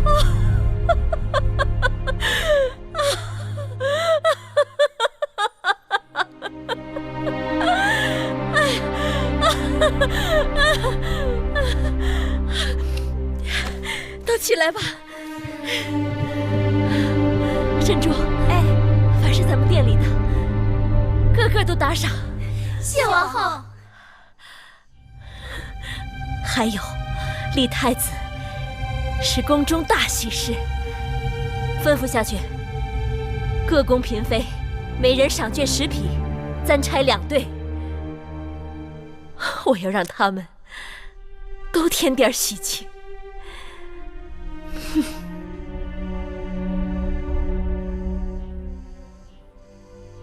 王后送我的首饰太过贵重，我承受不起。妹妹不必客气。我听说大王下诏立太子，第一个想告诉的就是你。公子当的婚事定了，同时又立他为太子，真是喜事连连。芈月真心为王后和公子当欢喜。大王事事将当儿想在前头，对妹妹和继儿未免不够公平。公子当是嫡子，又是继儿的兄长，大王怎么做都是对的。那就好，听妹妹这句话，我心就定了。王后定心，芈月也就定心了。今后王后和芈月相处的日子还长着，继儿年幼，望王后对继儿能够宽宏大量。妹妹一贯对姐姐宽宏大量，说这话真就见外了。大王糊涂啊！就算他要为公子当订婚，也不该如此仓促地立为太子啊！啊，那公子当空有一副好皮囊，实在是不郎不友。大王一旦后悔，就会明白，立太子易，废太子难了。我知道，一直怂恿大王立公子当为太子的有楚离子和甘茂。那芈八子见识非凡，又是大王的身边人，为何不反对？芈月不愿出头，除了自保，也是厌恶了后宫之争，天性使然。唉，早知今日，悔不当初啊！当初如何？当初芈月曾求大王分封公子季去巴蜀，我认为公子季是大秦的希冀，挡了他的道。我也原以为芈月会为公子季争一争。争？不光靠手段，还得敢害人。芈月冰雪聪明，却不肯害人。这大争之事，不争之人必有性命之忧。哼，总有一日，他吃多了苦头就懂得，有些人不是你让着他，他就能领情的。那甘茂刚被升任为右相，这一下，朝廷当中王后旗下的人风头是越来越近了。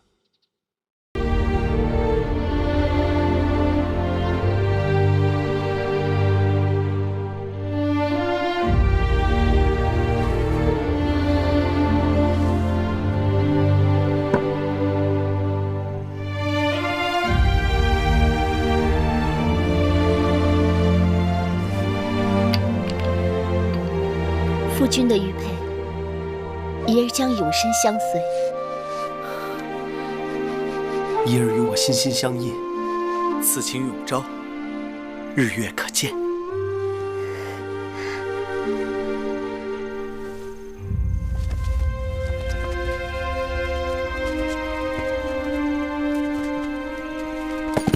让开！不要开！让开！监听军报！监听军报！监听军报！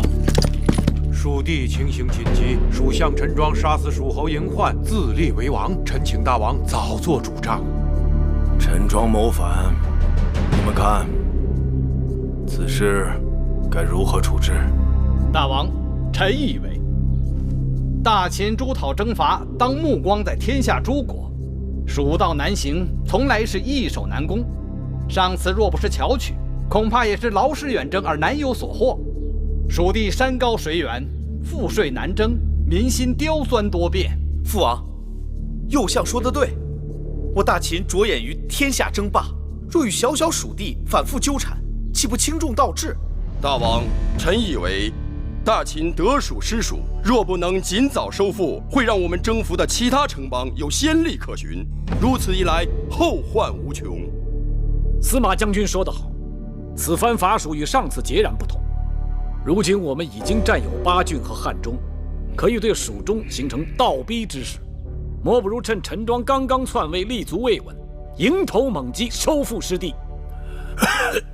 父王，大王，大王。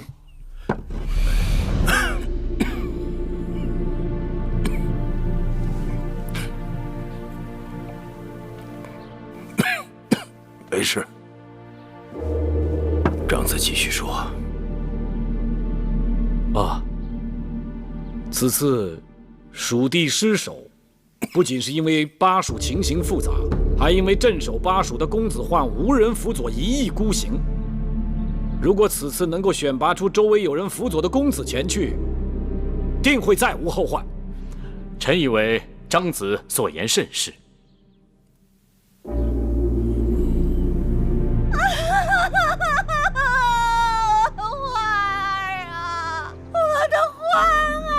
唐姐姐，人死不能复生，你要节哀啊！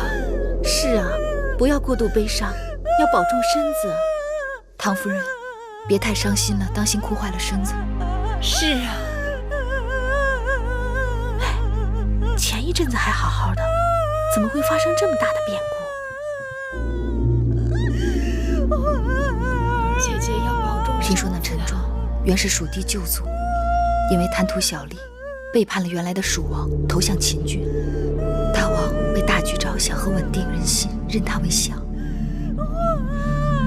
公子焕年轻任性，喜好奉承，轻信陈庄唆摆，不但适时教育陈庄，还与司马错将军发生了争执，又向大王上书诬告，气得司马错将军带着魏冉回京自证清白。这下正好让陈庄抓住了机会，得以谋反。当日我还为唐夫人高兴，在几个公子当中，蜀公子焕的封地最大。哎呀，真是福兮祸兮啊！此刻想想，幸而当日大王没有分封通儿，要不然，谁知这样的祸事会不会落到我头上？真是可怜唐夫人了。是啊，这么说，大王也有可能分封公子季，让芈月与他同去巴蜀。是，朝堂上张仪那番话，明明是在向大王推荐公子季，而司马错和雍瑞等人也在一旁附和。那芈月与公子季可是大王的心头肉，大王不会舍得。很难说。既然太子已立，大王若想分封巴蜀给公子季，那就由他去吧。王后，若公子当还没被立为太子，将公子季分封出去，可为权宜之计；但公子当已经被立为太子，且有羽翼未丰。司马错他们若能够再次平定巴蜀，把公子季弄到那儿去，天高地远，随随便便就可以形成国中之国，与太子对抗。那可怎么办呀？此事的确两难。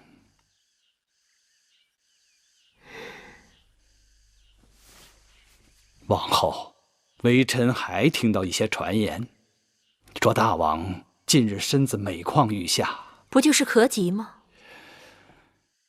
这些年来，大王过于操劳，内里的底子已经被掏空了。大王若有差池，王后该早做准备啊。芈八子芈月为公子嬴稷之母，辅佐秦王嬴驷10有余年，节制谨度，莽而不义。封公子嬴稷为蜀侯，芈八子亦可随其入蜀以助之。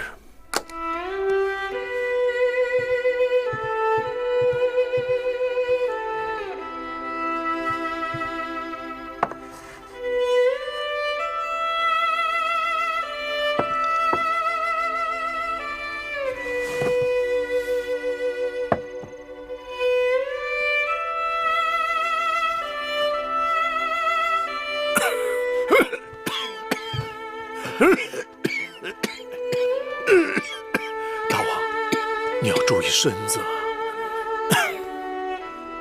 寡人的身子自己有数。大王，芈八子来了。让他进来吧。是。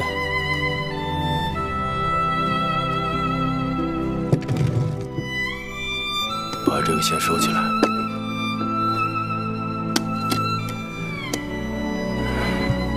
你们都下去吧。走了。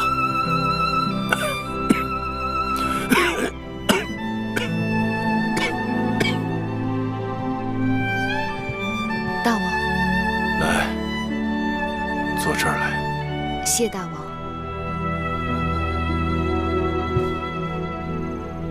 这些日子总听见大王咳嗽，今日得空，我熬了一些贝母百合粥，大王试着吃吃，或许能见效。你熬的粥，定比太医院的药汤子管用。寡人咳嗽，挂心了。若有一日，寡人没有你在身边，可怎么是好？大王说笑，芈月是大王的人，能去哪儿呢？寡人想让你留在身边，但也不得不为你做些打算。近日，寡人心里纠结得很，总想到万一没有寡人的庇护，如何才可以让你们安妥无恙？大王春秋盛年，何苦要说这样的话？告诉寡人，你还想去巴蜀吗？大王，这是何意？寡人亏欠你和继儿，这次就是要让你放心。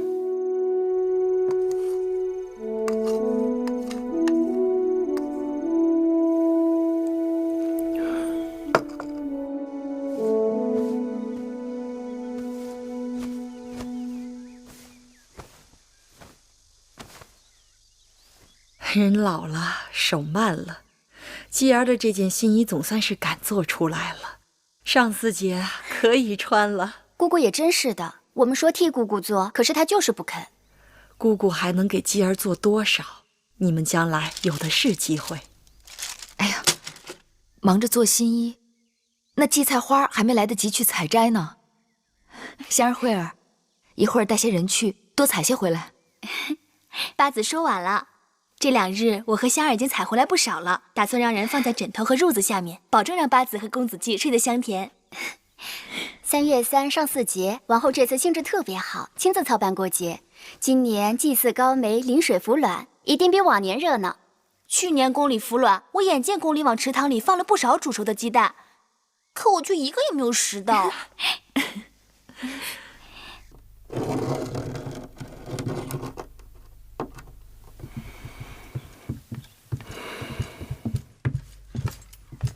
大王，坐。战报看到了吗？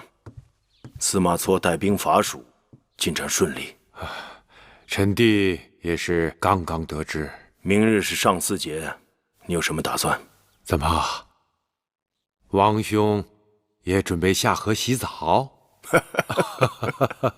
那下河洗澡的事情就留给宫里的公子们去做吧。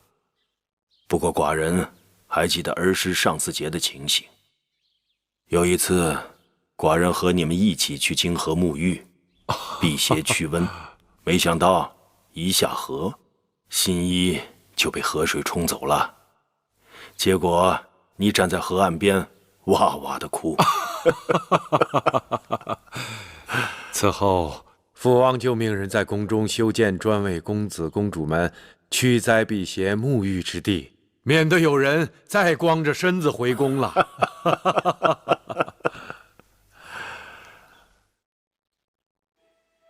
王兄，既然收复蜀国有望，那新任蜀侯应尽早定下。你有合适的人选吗？宫中未分封的公子中，公子通年纪较大，他为人宽厚老实，做事稳妥，可作为候选者之一。公子通性情内敛，其母反常时胆小怕事，缺乏主张。那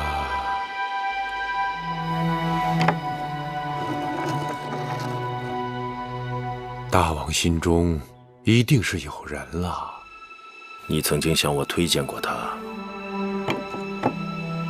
忘了吗？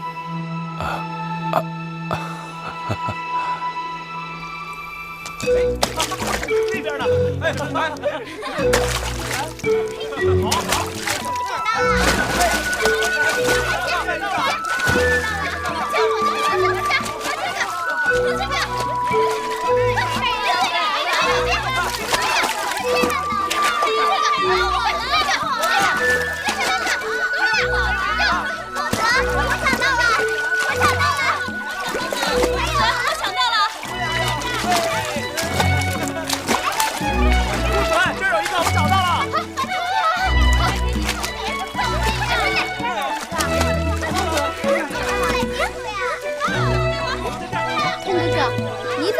他们在底下抢2个上巳节的蛋来，你看这蛋红彤彤的，一定会很好吃的。母亲出门是有话，就算抢到了也不可以吃。为什么？怕吃坏了肚子。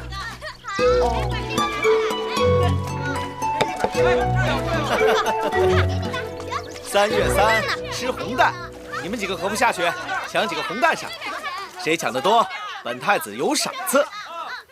就当求个吉利，图个彩头，去吧。是。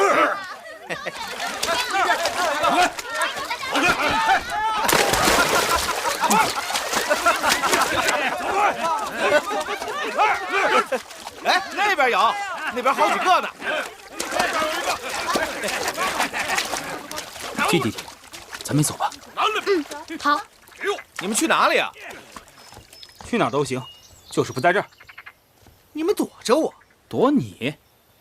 这宫里只有躲鬼的，哪有躲人的？你这话什么意思啊？你自己琢磨吧。走吧。哎，这公子通明明是对太子不恭啊！这家伙胆大包天，眼里哪里会有太子？太子应该教训教训这个不知深浅的小子。你给我站住！我叫你给我站住！站住！开！公子，3月3，人人想讨个吉利，你却有意讨嫌。你看看，这还有人吗？你一来，大家都跑了。我看讨嫌的人是你吧？你说什么你？公子，大哥哥，今日过节，当哥哥真是何苦啊！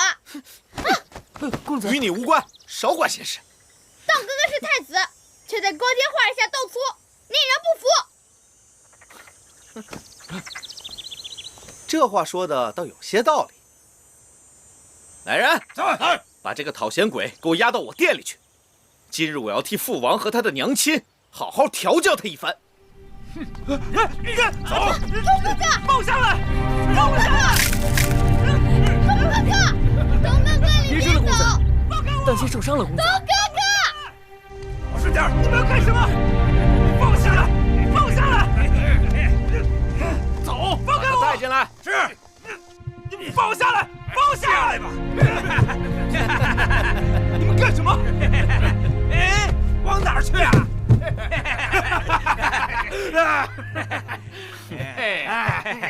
莹通，记得你曾说过，当不当得成太子要父王说了算。如今我当上了，怎么看着眼红？当上太子又怎样？我不仅当了太子，还娶了宜公主。说到这个，想必让你痛不欲生吧？就凭你，一个手无缚鸡之力的讨嫌鬼，竟然对宜公主垂涎3尺，百般殷勤，真是丢人现眼。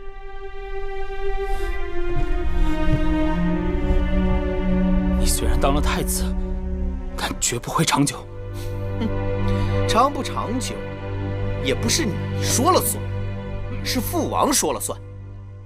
我告诉你，我不仅要把这个太子好好的当下去，日后还会做大王，与宜公主生儿育女，子孙延绵，让你肝肠欲断，痛心疾首。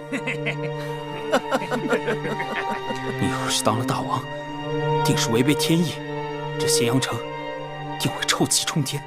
我与母亲要远远地离开咸阳城，省得闻到你的恶臭。我若做了大王，你和你的娘亲休想离开咸阳一步。我会把宫中所有的茅厕都分封给你，让你日日伺候我如厕，让你娘亲伺候我母后如厕。我要封你做大秦的如厕君。想必这个封号，你娘亲会很骄傲吧？拜见如厕君，拜见如厕君。这个恶人，不得好死！你敢辱骂当今太子，秦国未来的大王？太子，让他跪下，向你磕头谢罪。跪下！跪呀！跪下！跪下！自己跪下！走梦吧！有人以下犯上，还不知如何谢罪，怎么办呢？太子放心，我等会教他怎么做人。跪下！磕头啊！磕头啊！哎呀，快磕头！磕头啊！磕头啊！磕头！再坐，现在站，多行不义推子壁，应当你不得好死！让你说，让你多嘴，看谁不得好死！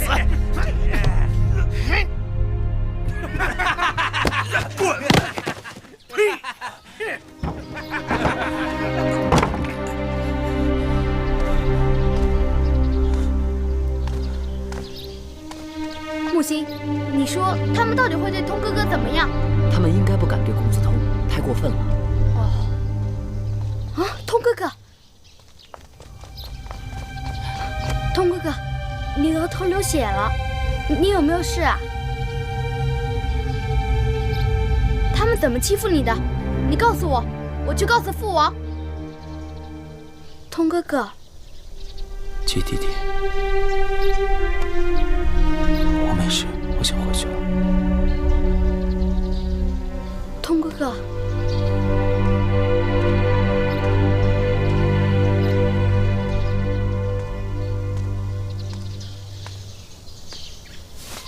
公子，咱们回去吧，啊？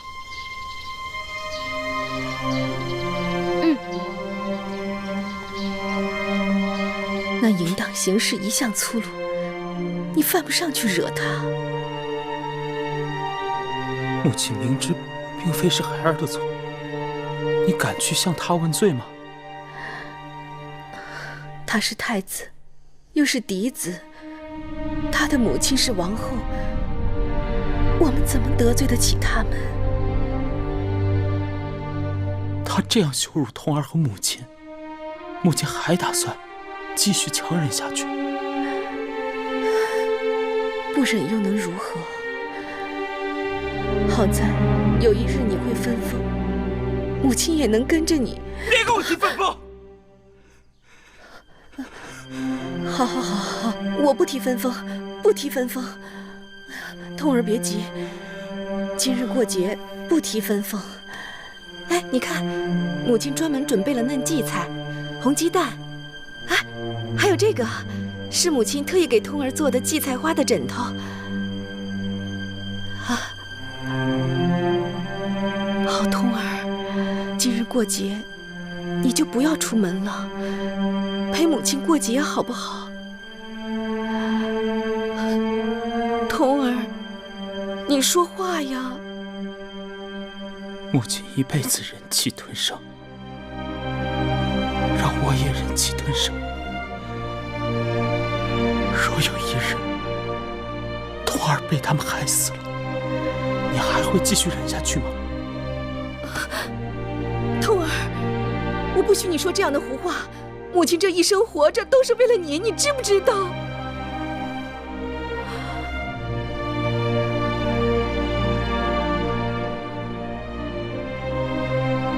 太子行为无状，欺辱骨肉兄弟。你父王若是知道了，一定会恼怒的。要去告诉父王吗？今日过节，还是缓一缓吧，免得扫了大家的兴。知道了。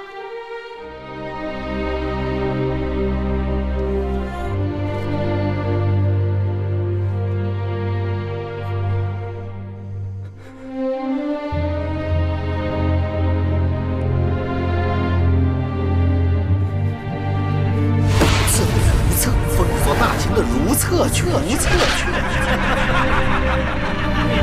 磕头啊！朕在做，天在看。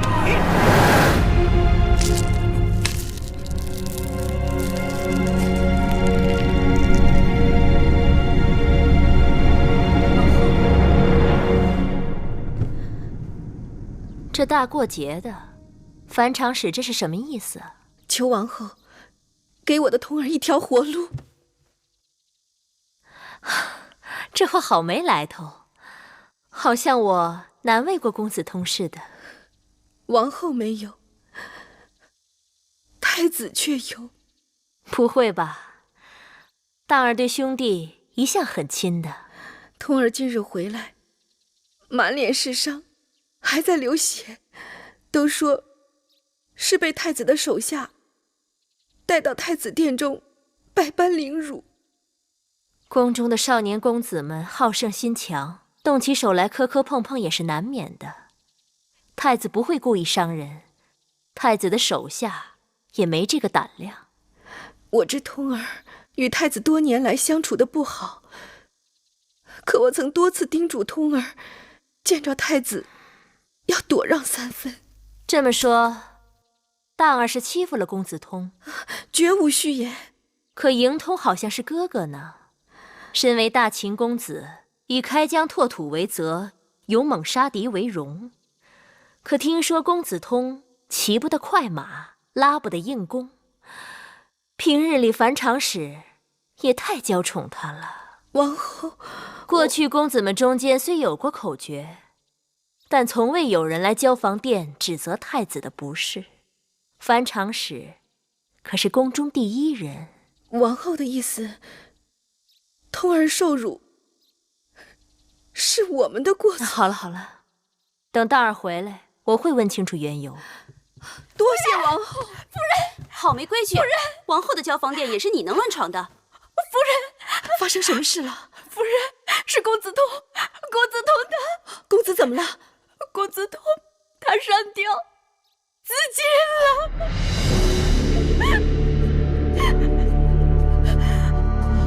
自尽了，夫人，通儿。夫人，夫人，夫人，你醒醒！夫人，夫人。好了，琪儿，别哭了，再哭该哭坏身子了。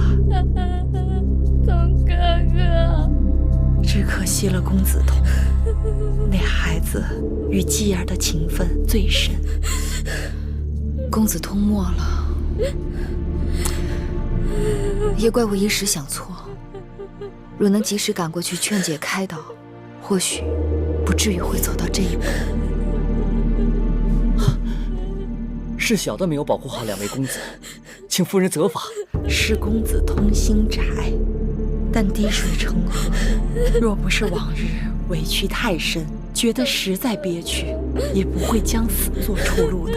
不管什么委屈，总有天理。这么一去，倒是什么都说不清了。好了，继儿，继儿乖，别哭了啊！太子去承明殿谢罪了。是。你们几个平日里是怎么伺候太子的？竟让他惹出这样的麻烦！小的该死。不过，那公子通寻死，的确是因为他鼠肚鸡肠。皇后，那个公子通死了，大王会怪罪太子吗？秦人崇尚勇武，鄙视懦弱。大秦公子命当死于沙场，那公子通自寻短见，既是丢人现眼，更是忤逆不孝。大王就算是气恼太子，也不会过分重责他。公子通死了，樊长史必定怨恨上太子。这下咱们在宫里又多了个仇人。唉，幸好那樊长史人微言轻，平日里我们也没什么把柄攥在他手上，不然又是麻烦。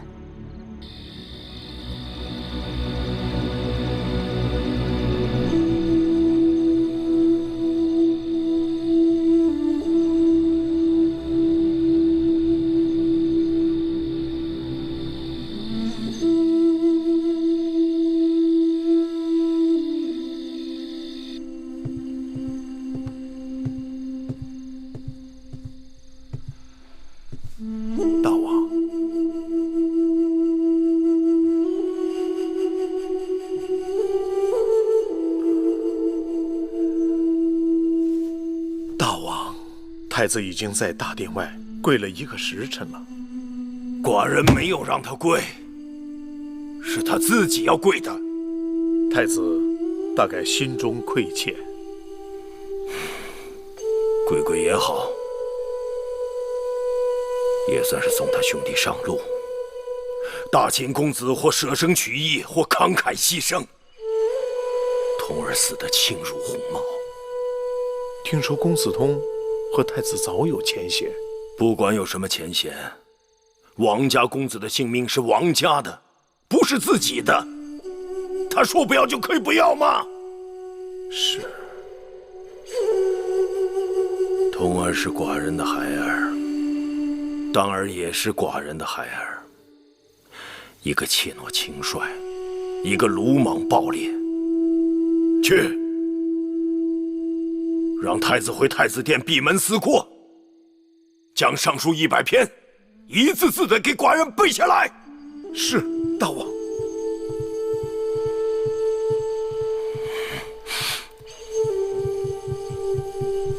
大王，樊长史求见。此刻寡人最不想见的就是他了。让他进来。是。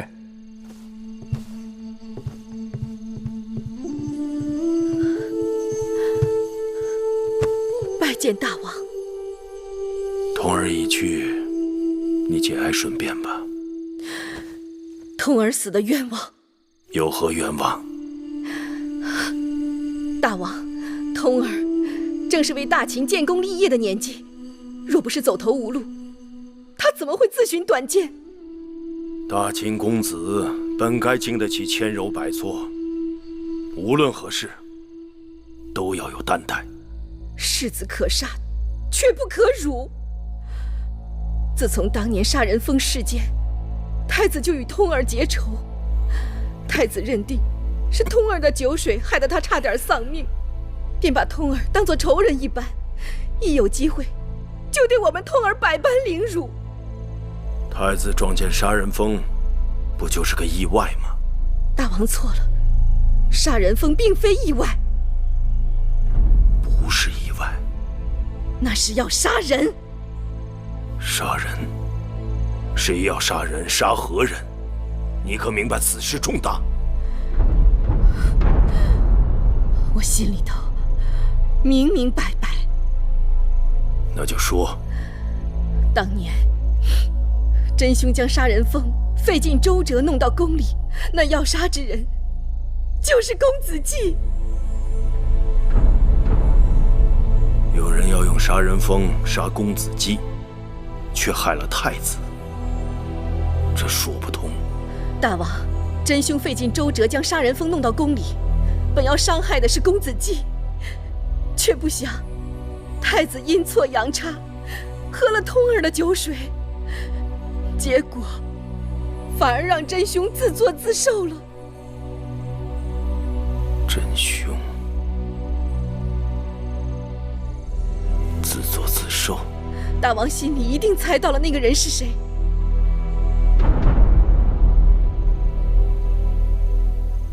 不会是王？不错，那个人就是王后。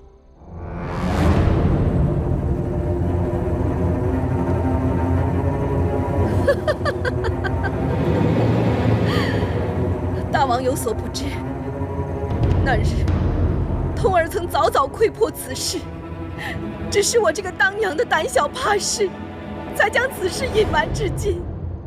若是能早早告知大王，我的通儿他也不会。你将其中原委仔细说清楚，不能有一句隐瞒，也不能有半句遗漏。是，谢大王。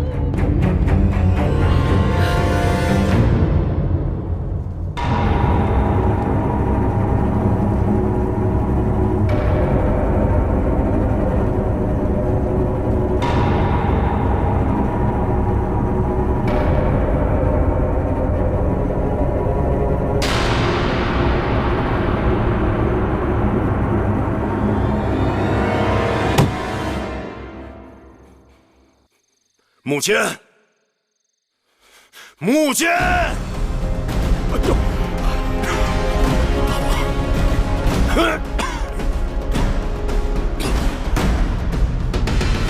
马上给寡人拟旨，即刻查封交房殿，禁止宫中任何人出入王后住所，逮捕一切有干系之人，叫廷尉府审问。是。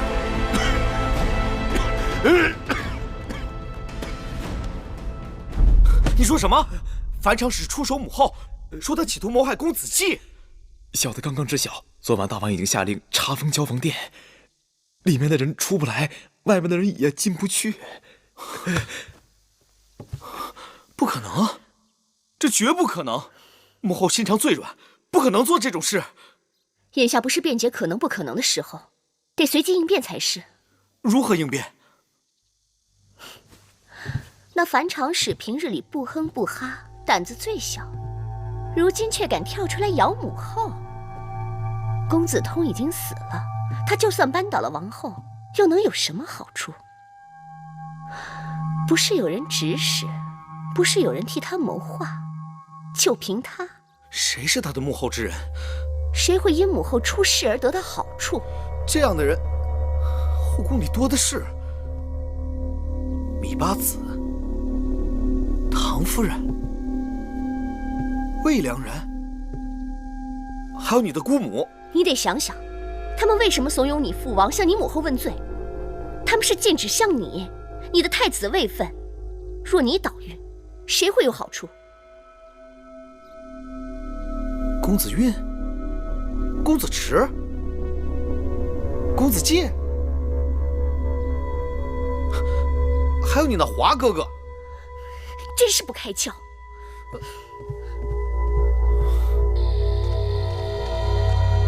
站住！干什么呢？啊，小的来看望王后，请行个方便。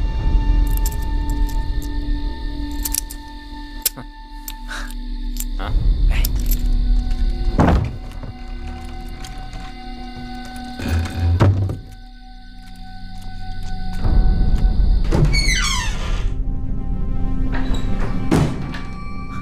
王后。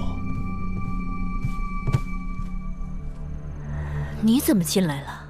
啊，小的让永相令行了个方便，这是刚刚蒸得的蛋羹，还热乎着呢。唉，王后水米不进，若真伤了身子，岂不是让外面那些要害你的人称心如意了？放那儿吧。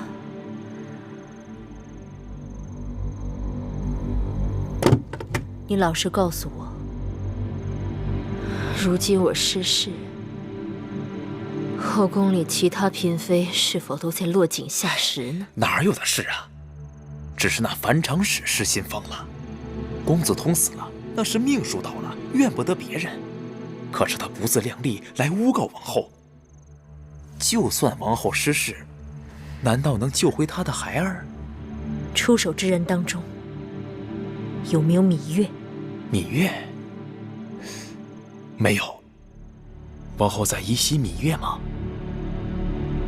我只是在想，他可能会妒忌荡儿成为太子，此时趁火打劫。既然如此，小的定为王后留意芈月。王后，眼下大王也就是一时恼怒，若廷尉府那边查不出真凭实据，再有太子和朝臣们为王后说话，此事也就会不了了之了。大王只听别人挑唆，也不来问我事实真相，丝毫不顾夫妻情分，更不顾荡儿太子的脸面。珍珠珊瑚都是我身边的人，竟然也被抓走，关到永相严刑逼问，令人心寒。小的听说，两个姑姑是被分头禁闭的。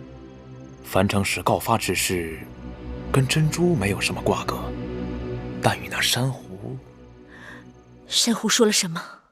小的不知，但只要珊瑚不吐口，他们就奈何不了王后。